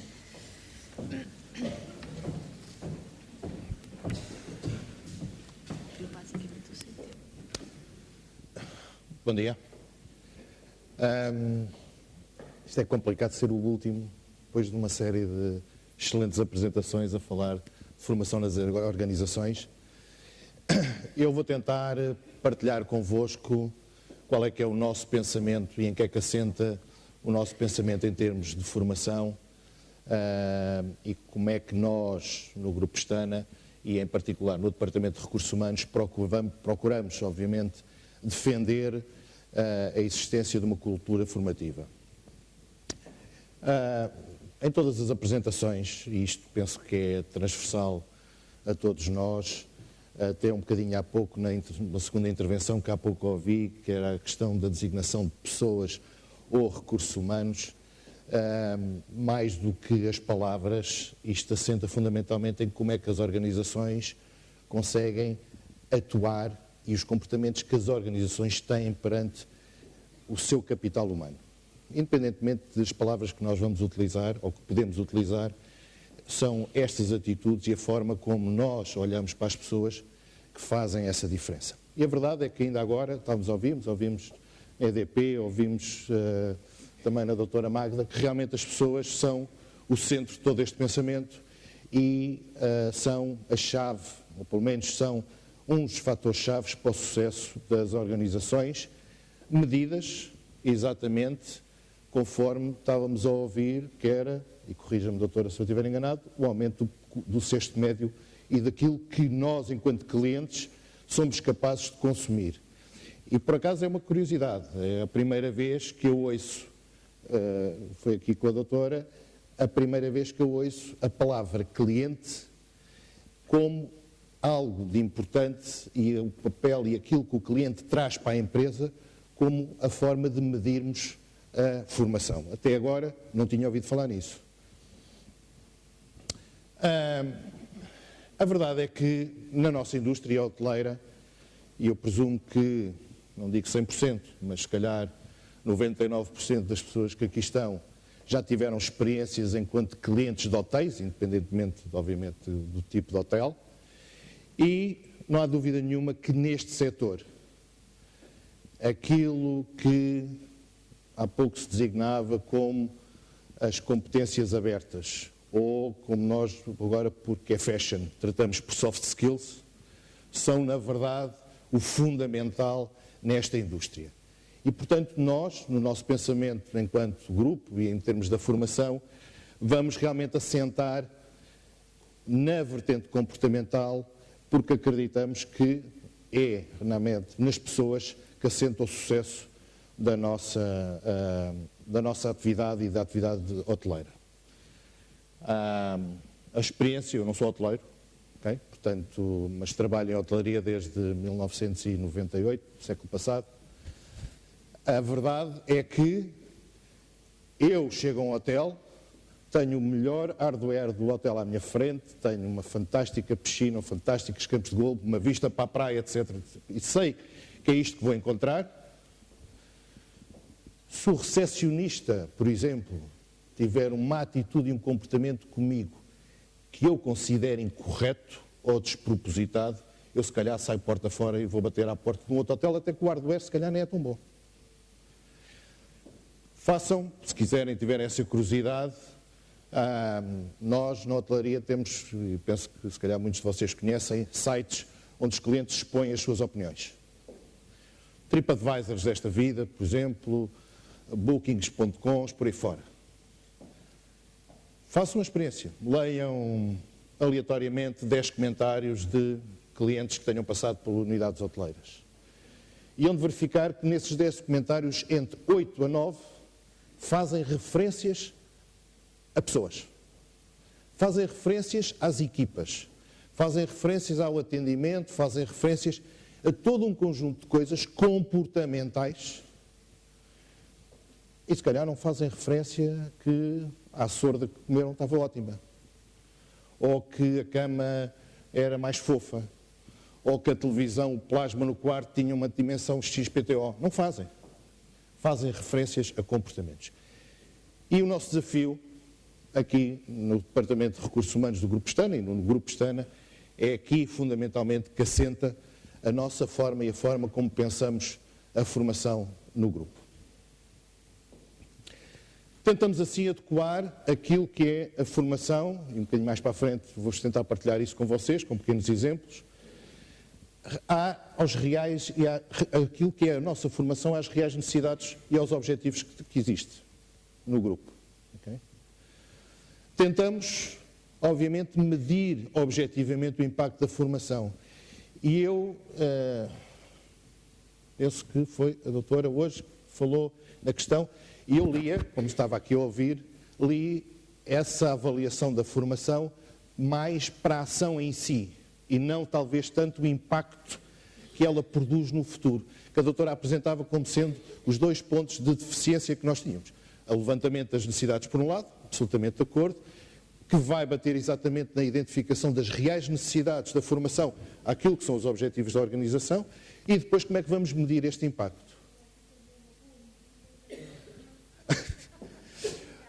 E há uma questão aqui que eu me identifico, e nós no grupo nos identificamos, por exemplo, com aquilo que a doutora Magda disse, da questão do consumo do cesto médio.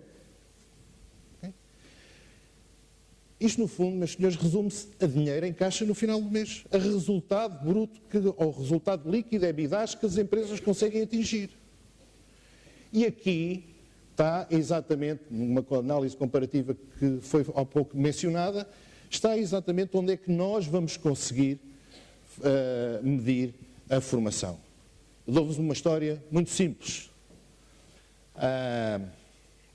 Como sabem, no Grupo Pestana tem hotéis, tem pousadas.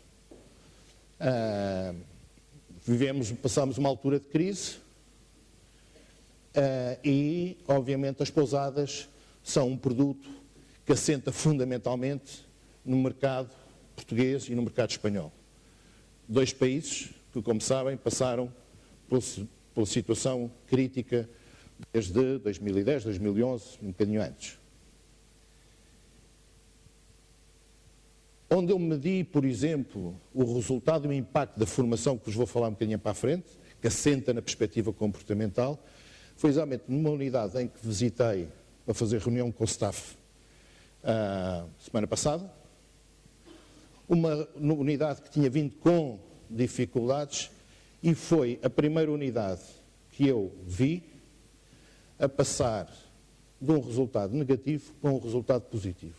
E mais incrível, com o mesmo volume de vendas do que no ano em que eu fui buscar a comparação referencial, com o mesmo volume de vendas, com mais trabalho, porque trabalho para nós, obviamente, como sabem, ocupação implica mais trabalho, não implica necessariamente mais receita. Já agora, quando veem estas notícias sobre turismo, isto é claro, mais ocupação não implica necessariamente mais receita. Eles tinham o mesmo volume de vendas, mais ocupação, mais trabalho e melhor resultado. E isto assentou fundamentalmente naquilo que nós designamos como liderança. E já agora, a nossa pensamento também assenta numa questão muito básica. É que a liderança, não sou eu que me defino como líder de nada, okay? Eu, aliás, não lidero nada, okay? Eu faço parte de uma equipa e, eventualmente, são as pessoas da minha equipa que definem se eu sou o líder delas ou se não sou. Okay? E depois há, obviamente, eu vou falar muito de comportamental, mas há, na verdade, também uma componente técnica, uma componente que, obviamente, nós tentamos passar com e-learning. Temos um projeto que é o Campus Pestana, que existe desde 2004, 2005. Projeto esse, onde uma parte do nosso universo tem acesso, com os mesmos desafios que há bocado se falava das senhoras da peixaria, ok? Temos os mesmos desafios, mas a verdade é que também temos, mas essa informação barra informação mais técnica é, na verdade, mais fácil de passar, é mais rápida, o próprio e-learning funciona, eu tenho alguma dificuldade em conseguir imaginar, mas por limitação minha, certamente, toda uma vertente comportamental dentro de e-learning, okay? Mas pode ser. E, portanto, temos realmente estes desafios, que é também ter aqui o equilíbrio entre a componente técnica e a comportamental, nunca esquecendo aquilo que são os objetivos da organização. Fraquezas, com certeza que temos. Lá está a efetividade da forma como vamos medir a formação e o impacto dessa formação. Okay? A falta de cultura formativa. Eu não tenho dúvidas nenhumas que nesta sala todos temos cultura formativa e todos acreditamos que a formação e o desenvolvimento das pessoas é fundamental. Se é isto representativo daquilo que se passa no nosso universo em Portugal, eu não acredito. Okay? E, portanto, nós nas organizações, de uma forma geral, existe falta de cultura formativa. A formação é, muitas vezes, quase como um obstáculo ao trabalho, quase é visto muitas vezes como algo que não se pode realizar porque não há recursos humanos, também era, salvo erro, algo que tinha nos seus slides, e é um facto, e, portanto, como não há recursos humanos, nós não vamos poder desviar as pessoas da sua atividade profissional para elas irem ter formação. E a visão sobre o capital humano.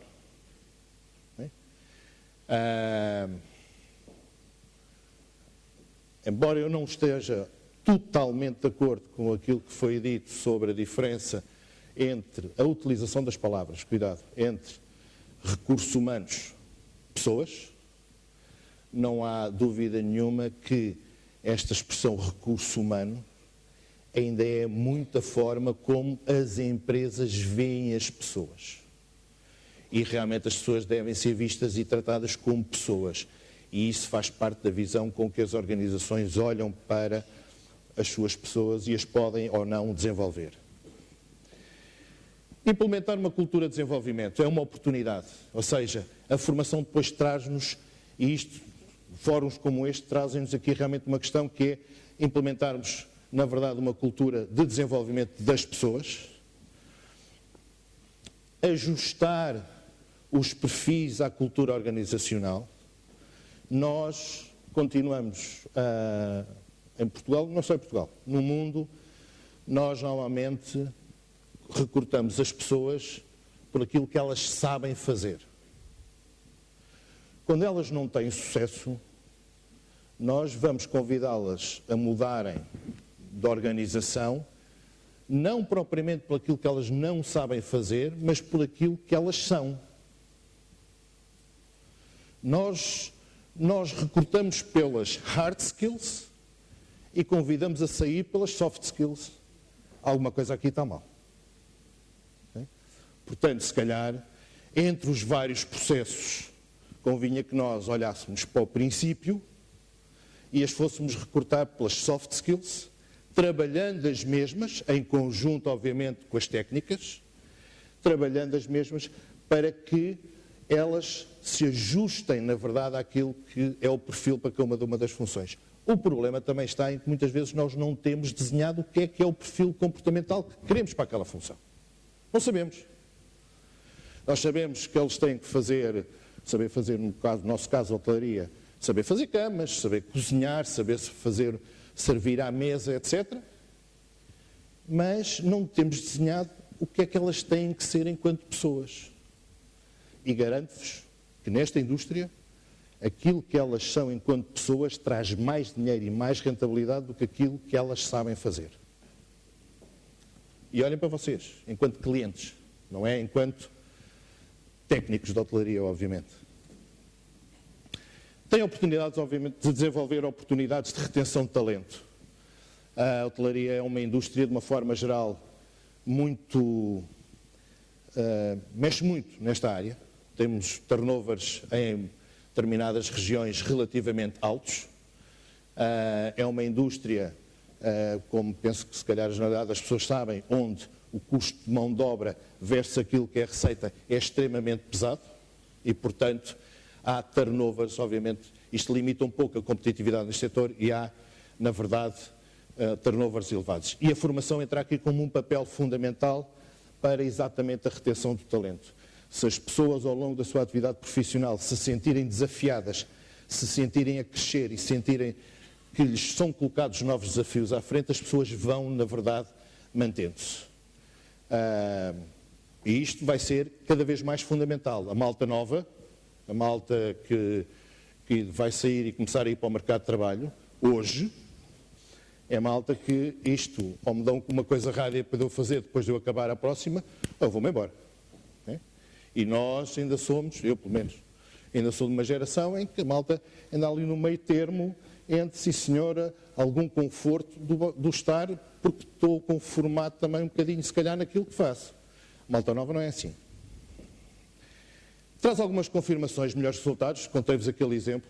Okay? Claramente, nós temos que assentar o nosso pensamento formativo sobre como é que vamos conseguir melhores resultados em termos financeiros para a organização. Isto é a chave. Eficácia comunicacional. Isto é um dos problemas que nós procuramos ultrapassar nos nossos planos formativos. É sermos mais eficazes na forma como comunicamos com as pessoas, dentro da organização. Digo já, somos maus, okay? Mas também acho que não somos piores que os outros. Mas somos maus, temos muito caminho para andar para que a comunicação seja, na verdade, eficaz. E a competitividade. Numa indústria, como vos digo, por experiência própria, onde os comportamentos são fundamentais, eu consigo reter e fidelizar clientes através dos meus comportamentos e não através da técnica. E exemplo que acho que demonstra bem isto que eu estou a dizer. Eu um dia, armado em artista, cheguei ao pé de um tipo das operações de um front office e disse: a gente tem que ver aqui o processo com que é feito o check-in, porque check-ins, isto tem que ser rápido, 30 segundos está feito, o cliente vai para o quarto, acabou, não sei o quê. Ups. Não. Acabou e tal, não sei o quê, portanto, malta, vamos embora, tem que ser rápido.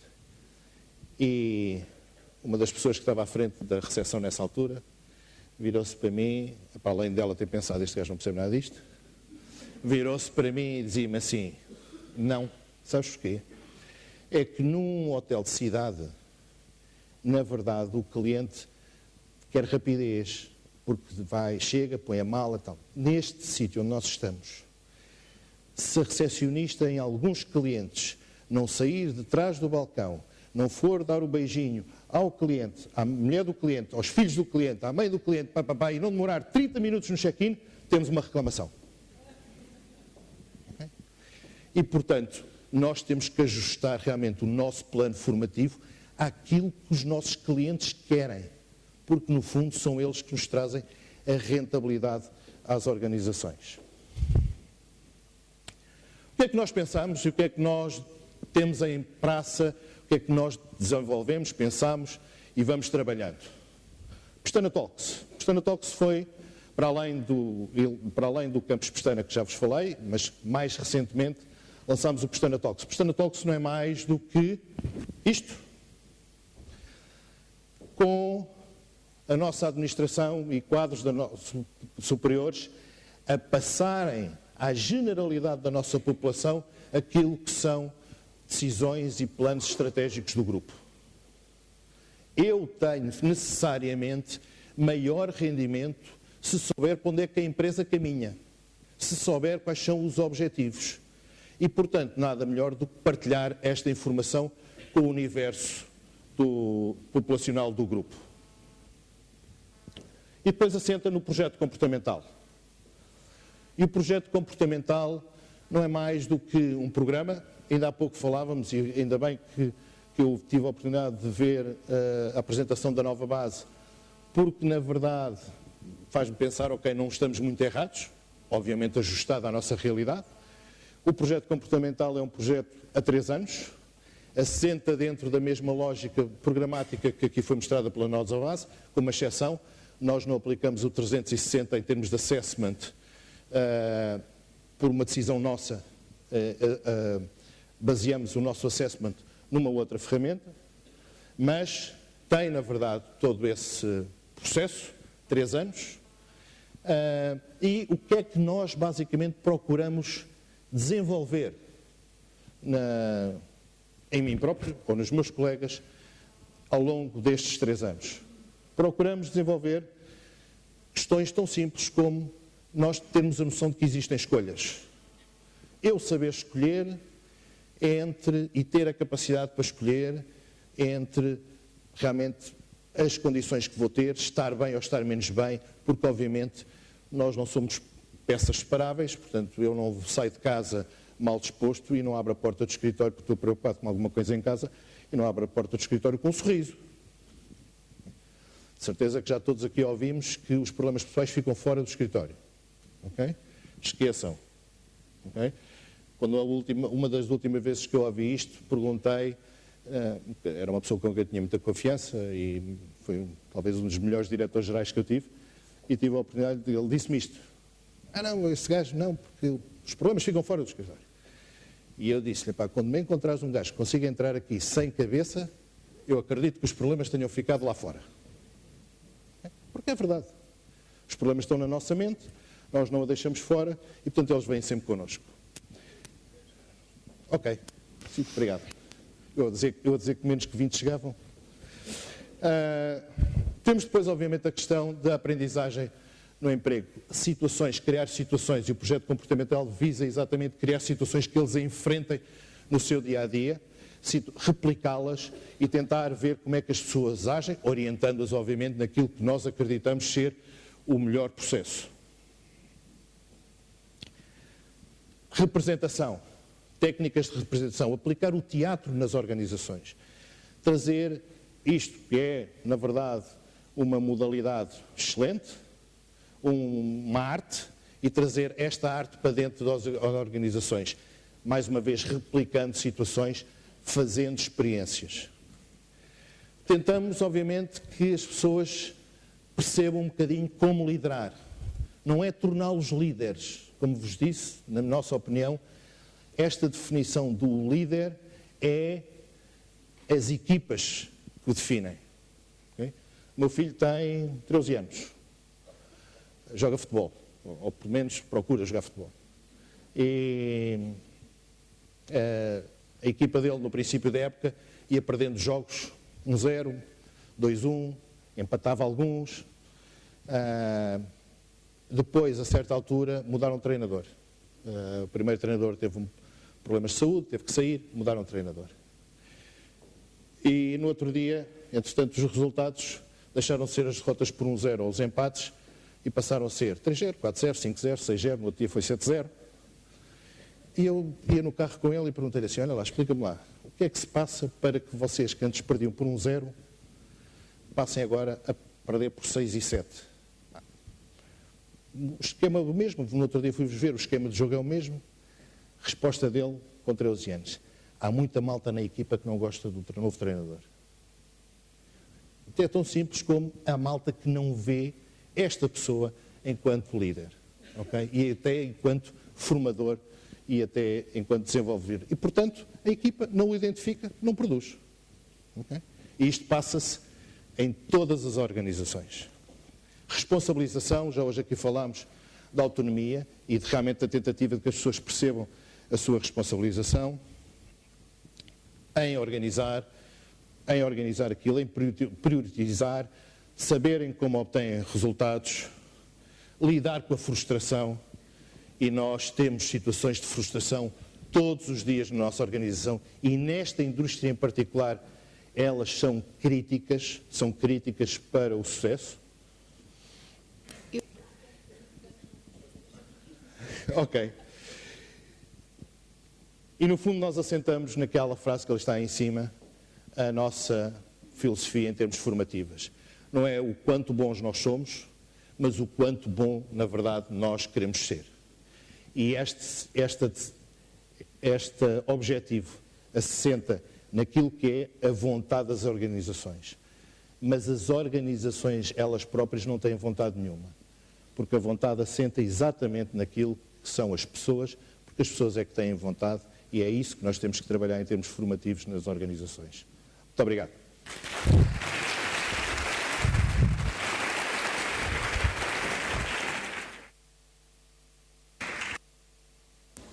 Dr. Dr. Jaime Moraes Sarmento, muito obrigada pela sua intervenção, que era para ser uma intervenção muito breve, mas foi dentro do seu tempo praticamente. Nós é que estamos um bocadinho atrasados e muito interessante e, portanto, agradeço.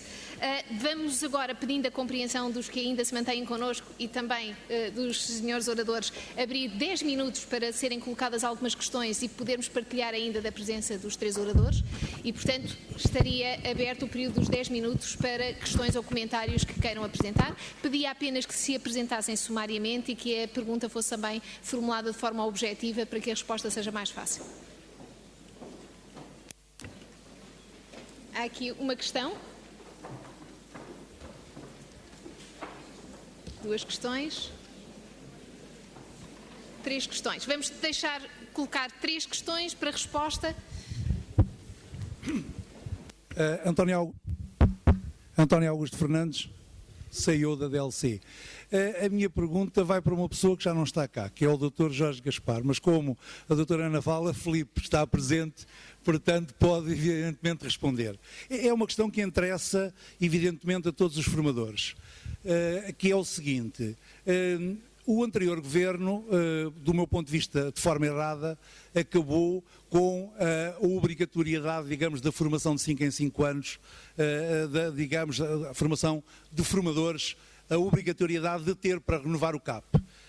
Pergunto se o Instituto de Emprego está, evidentemente, a pensar em alterar esta postura, que do meu ponto de vista é uma postura errada. Segunda questão: o Dr. Jorge Gaspar falou em dignidade da formação. E a pergunta é dignidade da formação. E dentro da dignidade da formação temos que começar logo com o princípio, que é a formação inicial, formação pedagógica inicial de formadores. Como é que é possível vender-se em Portugal cursos de formação inicial, de formação pedagógica inicial de formadores, por 100 euros, com 90 horas, com um número máximo de 15 formadores? Isto é vender papel, não é vender formação. Portanto, pergunto quando é que o Instituto de Emprego e Formação Profissional cria uma equipa de fiscalização, porque não é só aprovar, digamos, o curso, é depois de dar-lhe continuidade. Relativamente à apresentação da doutora Magda Lourenço, que realmente eu achei absolutamente excepcional, queria dizer-lhe o seguinte: é pena que não se possa ver o vídeo que durou 1 minuto, não sei se ainda será possível repor, porque mostraria porque é que o modelo pedagógico é realmente muito mais importante que o próprio artefacto que é a plataforma. Muito obrigado.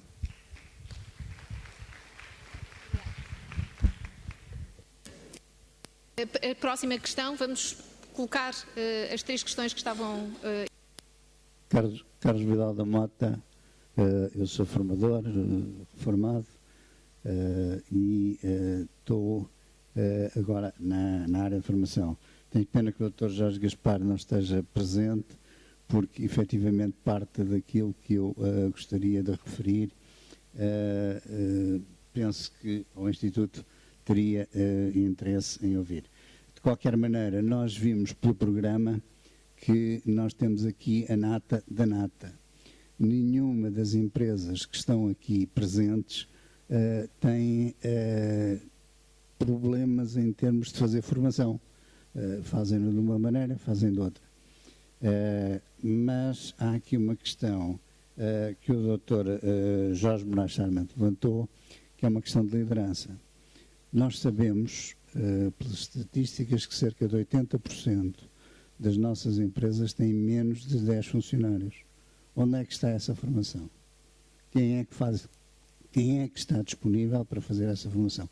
Quais são os empresários que estão abertos a eles próprios começarem por fazer formação para depois aceitarem que os seus colaboradores façam formação? Porque aquilo que foi falado aqui durante toda a manhã, e penso que eventualmente da parte da tarde, o que nós vamos falar é a formação dos trabalhadores e não a formação dos empresários.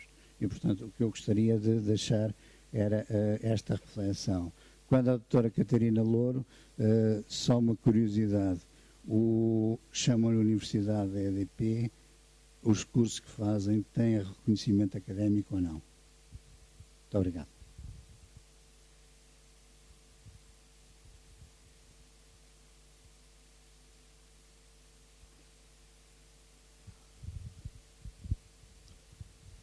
Muito bom dia. Muito bom dia. Antes de mais, agradecer aos oradores que partilharam as ideias connosco. O meu nome é António Sousa e pertence à Best Performance. António Sousa e pertence à Best Performance.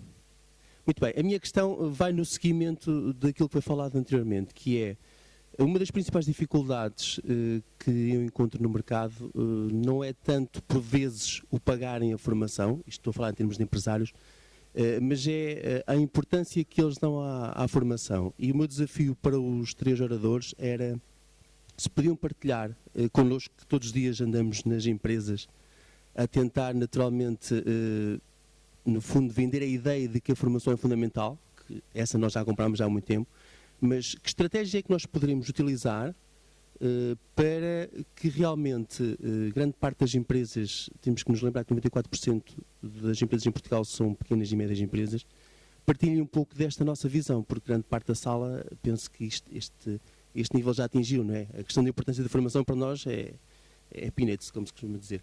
Aqui a ideia é de que forma é que os 3 oradores nos conseguem ajudar para uma estratégia de credibilização da formação junto da entidade empresarial. Obrigado.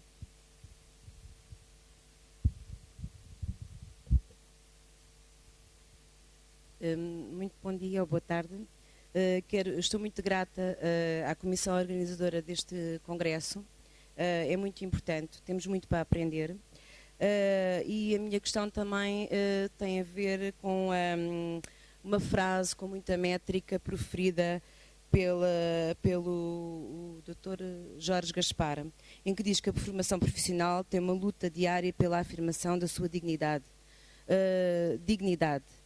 Não é preciso explicar a origem da palavra, como explicou a origem da palavra vocação, mas gostaria de saber mesmo o significado da dignidade, porque atualmente, portanto, o IFP é um instituto público e acho que temos que pensar, falaram aqui que temos a nata da nata, e é verdade, mas temos que pensar na formação profissional que existe hoje, atualmente, nos institutos públicos e o IFP. Porque, neste momento, as pessoas que estão na formação, a maior parte das pessoas e a grande parte das pessoas, e digo isto porque vejo e constato todos os dias, estão lá porque escolheram um curso profissional por elas, porque elas nem se fazem a mínima ideia de que curso estão a fazer.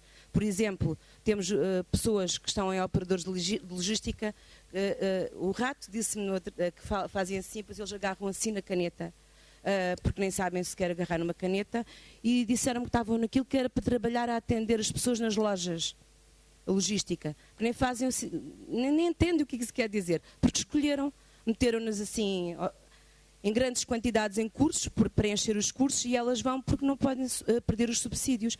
Então o objetivo delas, da formação, estão a fazer formação para continuar a ter o subsídio. É esse o objetivo. E a formação não os ensina a ser bons profissionais, mas sim boas pessoas que sabem andar à procura dos subsídios. E depois era importante refletirmos, mais uma vez digo porque é uma instituição pública, também o Dr. Jorge Gaspar disse que essas pessoas com 20 e tal anos de empregabilidade portanto, talvez quisesse dizer 0, e vai continuar a ser assim, porque as salas não têm a janela, não têm internet, não há livros, e esta é a realidade do nosso país. Como o Dr. Moraes Sarmento disse, os jovens vão embora, é verdade, vão os jovens, vão os letrados, vão as pessoas mais novas, e o nosso país fica com as pessoas mais velhas, fica com as pessoas iletradas, e essas pessoas existem. Existem no nosso país, e são muitas, muitas, muitas, muitas. Muito obrigada. Obrigada.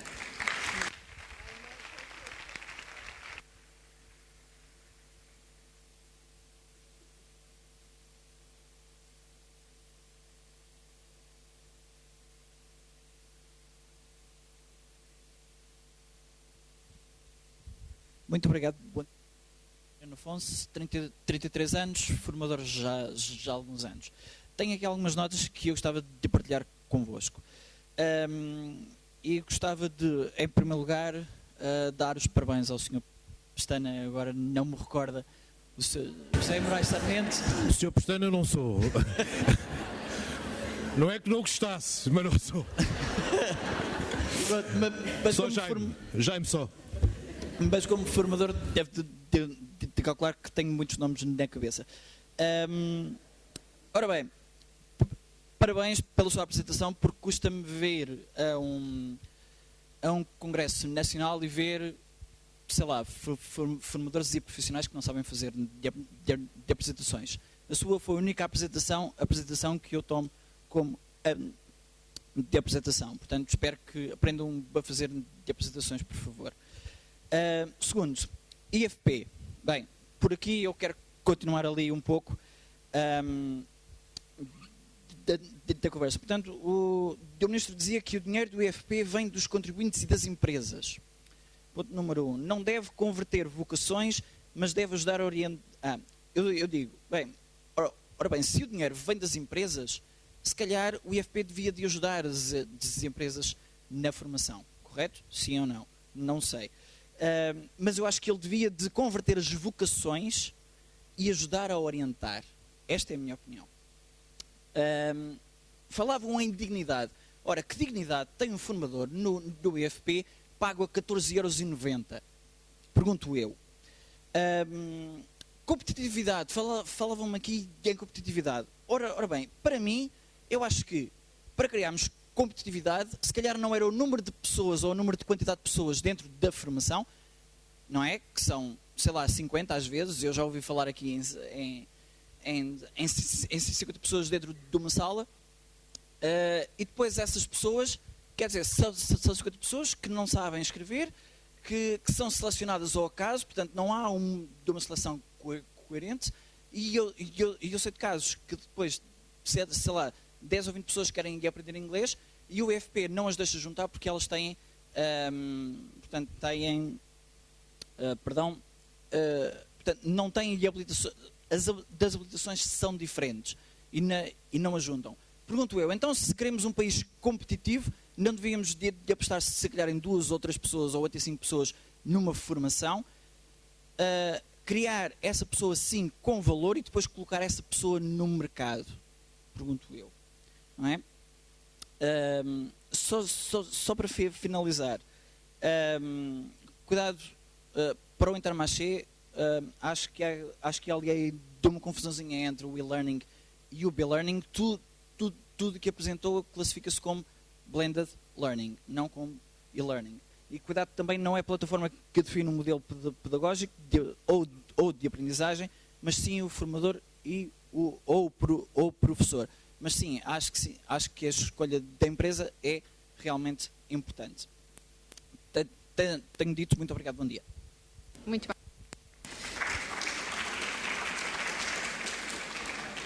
Então, eu procuraria reunir aqui na minha intervenção as várias questões que foram colocadas relativamente à intervenção do IFP, algumas com mais rigor, outras com menos. 50 pessoas em sala, gostava que depois, se calhar, conversando comigo, me identificasse essas situações em concreto. Eu não as conheço. Relativamente à questão da formação dos formadores e da questão que se coloca relativamente à qualidade da formação que é ministrada, aliás, colocou 2 questões. Uma que tem a ver com a questão do investimento na formação contínua e que deixou de ser uma obrigatoriedade e que não se perspectiva no curto prazo que se torne uma obrigatoriedade, mas que estamos certos que o próprio mercado vai se tornar mais exigente e vai obrigar a que os formadores procurem essa formação de forma voluntária. Essa é a expectativa, quer dizer, se andamos a prosseguir a qualidade passa também passa muito pela qualidade da intervenção dos formadores e, portanto, na contratação e na regulação normal do mercado, esse vai ser com certeza um aspecto a considerar. Relativamente à questão do acompanhamento feito à formação inicial de formadores, como sabe perfeitamente, o Instituto dispõe de um Centro Nacional de Qualificação de Formadores que está neste momento a fazer um trabalho muito intenso de acompanhamento das entidades, muito suportado na plataforma que nós temos, já numa segunda versão, que disponibiliza um conjunto de informação muito relevante para sinalizar as situações que podem configurar alguma anormalidade. Contamos também, e tem sido um contributo importante, com a reação dos próprios formandos, que vão tendo também nesta matéria um sentido crítico mais aguçado. E, portanto, dizer que com recursos limitados, é um facto. Ainda assim, este acompanhamento tem sido de forma crescente e tem permitido identificar muitas situações irregulares, e deixe-me já agora partilhar também essa informação, fazer com que várias entidades formadoras nas quais se confirmaram essas irregularidades não tenham tido novos cursos aprovados. Portanto, a questão do acompanhamento é para nós uma prioridade e não vamos desprezá-la enquanto não sentirmos, ou melhor, baixar um pouco a guarda enquanto não sentirmos que esta realidade está de facto mais controlada. O crescimento da formação pedagógica inicial de formadores, como sabem, foi tremendo. Não é por acaso que nós temos na nossa base de dados 300 mil formadores e, portanto, isto significou muita atividade. Neste momento essa atividade é mais limitada, mas ainda assim, naturalmente, como qualquer atividade com muita expressão, tem os seus problemas e, portanto, nós estamos muito atentos a esse acompanhamento que queremos garantir e queremos fazer crescer. Relativamente à questão da dignidade da formação, aquilo que o Sr. Presidente hoje aqui falou de manhã, o Presidente do IFP, várias questões se colocam. O Instituto é um grande operador, fará muitas coisas bem e fará muitas coisas que precisam de ser melhoradas. Sobre isso não temos dúvidas e também não escondemos, obviamente, essa necessidade de melhoria. A questão aqui da dignidade da formação passa muito por aquilo que referiu-se, talvez de uma forma mais sumária, porque a intervenção tem que ser necessariamente curta, que é a formação ganhar um estatuto de primeira escolha. E quando se falava aqui na aprendizagem, é um exemplo para nós, claro, porque é a modalidade de eleição do IFP neste momento para a formação dos jovens. No essencial, todas as outras modalidades são dirigidas a adultos. E, portanto, dizer que quando estes jovens chegam, e por isso são maioritariamente adultos, quando chegam já num processo continuado de insucesso, ou seja, a escolha da formação faz-se em regra já depois do insucesso reiterado no sistema educativo. E, portanto, esta luta pela dignidade da formação passa também por conseguir que ela ganhe um estatuto de primeira escolha. Perguntar-me-ão como é que isso se faz, eu direi que há vários fatores complexos que têm que se conjugar para que isso aconteça. Desde logo, assumir-se que essa oferta é uma oferta que pode ser feita de uma forma não tardia, e portanto os jovens podem, no limite, a partir do 9º ano, fazer essa escolha, não como a escolha daqueles que têm probabilidade de insucesso, mas uma escolha para aqueles que têm interesses diferentes, que têm capacidades diferentes, não necessariamente melhores ou piores, e portanto esse espaço, essa dignidade passa também por se ganhar, digamos, a formação como uma primeira escolha para os jovens que querem, e as famílias. É preciso fazer esse trabalho também junto das famílias. As nossas famílias hoje ainda estão muito numa cultura que a crise ajudou a repensar um bocadinho, mas que não alterou profundamente, de que a solução para os seus filhos é, em regra, aquilo que não tiveram eles próprios, que é uma formação de nível superior. Hoje, confirmamos que nem essa é uma garantia de empregabilidade, mas ainda assim é a cultura dominante. E, portanto, a questão da dignidade passa também muito por isto que eu acabo de dizer. Depois, a questão das condições do desenvolvimento da formação e da seleção e da constituição dos grupos. Direi que ninguém é obrigado a frequentar a formação, mas a verdade é esta: a formação é uma medida para melhorar as condições de empregabilidade. E quem está desempregado tem que contribuir para alterar essa sua condição. A condição de desempregado não é suposto, e com a ajuda, digamos, do Estado, ser uma situação de continuidade. Infelizmente, muitos continuam nessa condição para além daquilo que seria o desejável, e por isso mesmo nós hoje temos, quando dizem que muitos vão pela questão de lhe cortarem o subsídio, deixem-me dizer-vos que 50%, um pouco mais até, neste momento, dos que estão inscritos nos centros de emprego já nem beneficiam do subsídio de desemprego. E, portanto, esse não é, para muitos deles, o fator motivacional para a frequência dessa formação. Eu passaria agora, sem prejuízo de depois poder complementar alguma das questões, aos restantes oradores, nomeadamente a questão da formação dos trabalhadores das pequenas e médias empresas, como é que essa resposta pode ser dada, a questão que foi colocada à Universidade da EDP e, portanto, talvez passando a cada um dos oradores para poderem fazer, digamos, a vossa intervenção em resposta às questões que foram colocadas, às 4 questões que foram colocadas.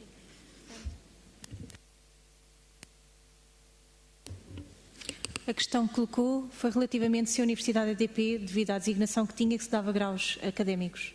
Não confere graus académicos, portanto o nome que foi colocado foi em analogia também a outras universidades corporativas congêneres que há no mundo empresarial, há quem chama academias PT, pronto, para não estar aqui a mencionar outras empresas, mas o que é certo também que está ligado a um certo histórico da criação da Universidade EDP, que foi criada para o setor de engenharia, portanto para os quadros superiores. Começou assim, agora já não é mais abrangente, também tem programas estruturados para os quadros técnicos, mas de facto tinha programas para os seus quadros superiores, portanto também havia essa analogia, mas obviamente não fazíamos formação para conferir graus académicos, fazíamos formação para conferir competências, as pessoas estarem mais apetrechadas no exercício das suas funções e preocupar-nos com o conhecimento interno e com a valorização das pessoas.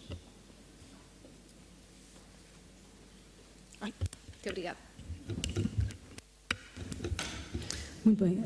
Peço desculpa, mas não percebi muito bem a questão do colega lá em cima, entre o e-learning e o e-learning, não consegui ouvir bem, portanto não vou conseguir responder muito bem. Relativamente à formação para as pequenas e médias empresas, a maior parte das lojas Intermarché, o Brico ou o Rodi são pequenas e médias empresas. O e-learning acabou por ser uma solução para permitir essa flexibilidade de ter as pessoas não longe do local de trabalho durante muito tempo, mas ao mesmo tempo a aprender e a desenvolver competências. A formação dos chefes, dos responsáveis da empresa, é uma dificuldade que reconhecemos. Nós sentimos essa dificuldade. Se já é difícil arrancar os colaboradores, sentimos ainda maior dificuldade de arrancar os chefes de loja. Porque lá está, há a ideia que o bom chefe é o chefe muito ocupado e, como é muito ocupado, não tem tempo para ir à formação. E há um pouco a ideia de que o ir à formação é um reconhecimento que não se sabe e que se é incompetente. E é uma mentalidade que demora algum tempo a passar.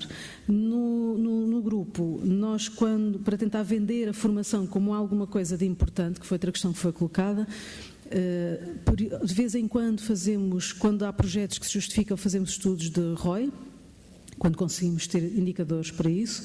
Chegámos, foi uma conclusão interessante, é que às vezes o estudo do ROI é tão bom, tão positivo, que os nossos clientes ficam com suspeitas, porque aquilo é tão bom, que até ficam com dúvidas se de facto é verdade. Ou seja, aconselho a fazer estudos de ROI, porque temos de falar a linguagem que eles falam, e a linguagem que o gestor fala, a linguagem do dinheiro e da rentabilidade. O problema é não apresentar coisas tão boas, mesmo que elas o sejam de facto, que os levem a desconfiar. Quando a esmola é muito ou pobre, desconfia, mesmo que efetivamente sejam valores reais, porque não manipulamos valores, não temos interesse nisso.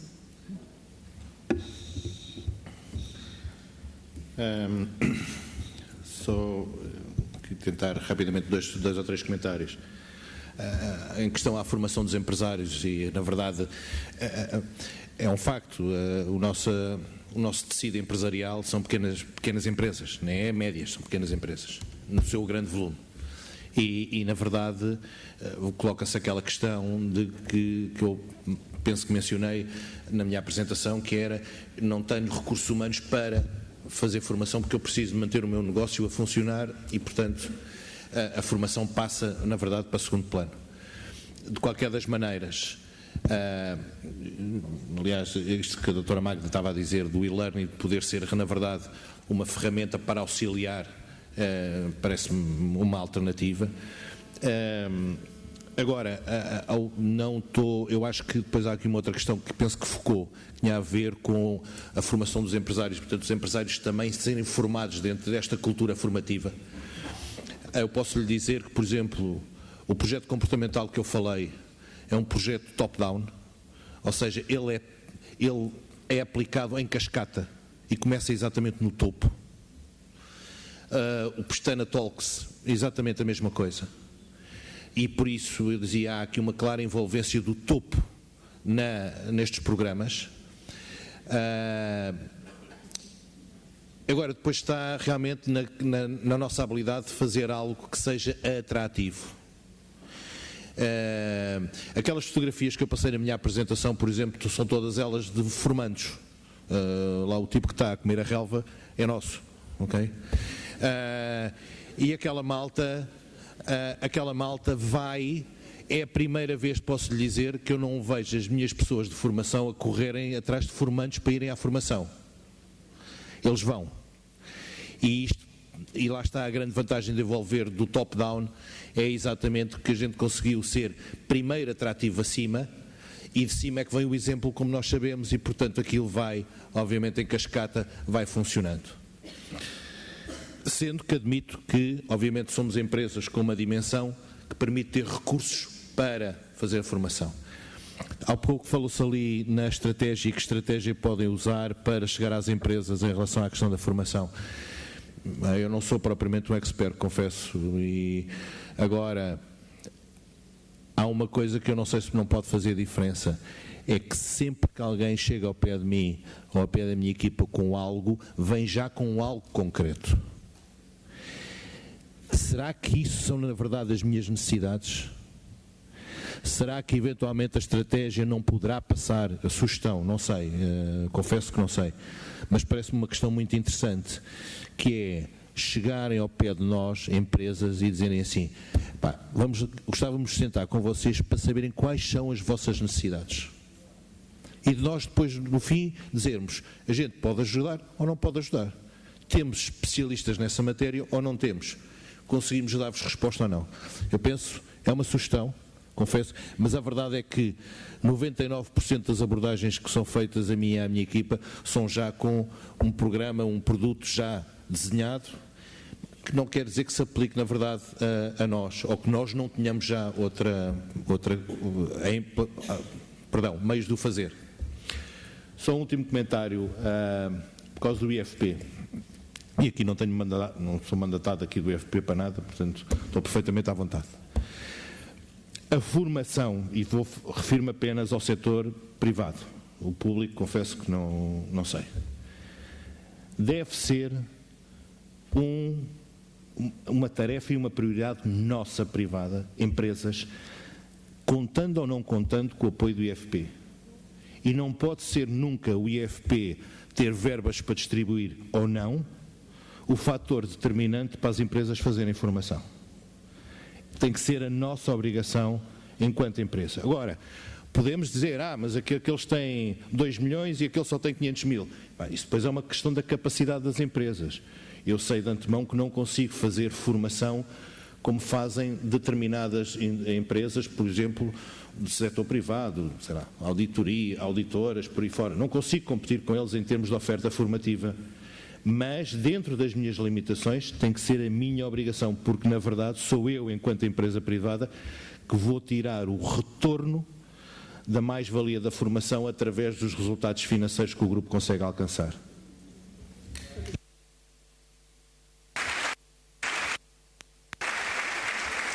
Muito obrigada. Agradeço uma vez mais à engenheira Catarina Louro, à doutora Magda Lourenço, ao Dr. Jaime Moraes Sarmento, os seus contributos para esta nossa reflexão. Agradeço também a todos os resistentes que quiseram permanecer connosco neste prolongamento, desejar um bom almoço e congratular-me pelo facto de ter participado nesta organização, e penso que ainda vou passar a palavra para mais alguma informação.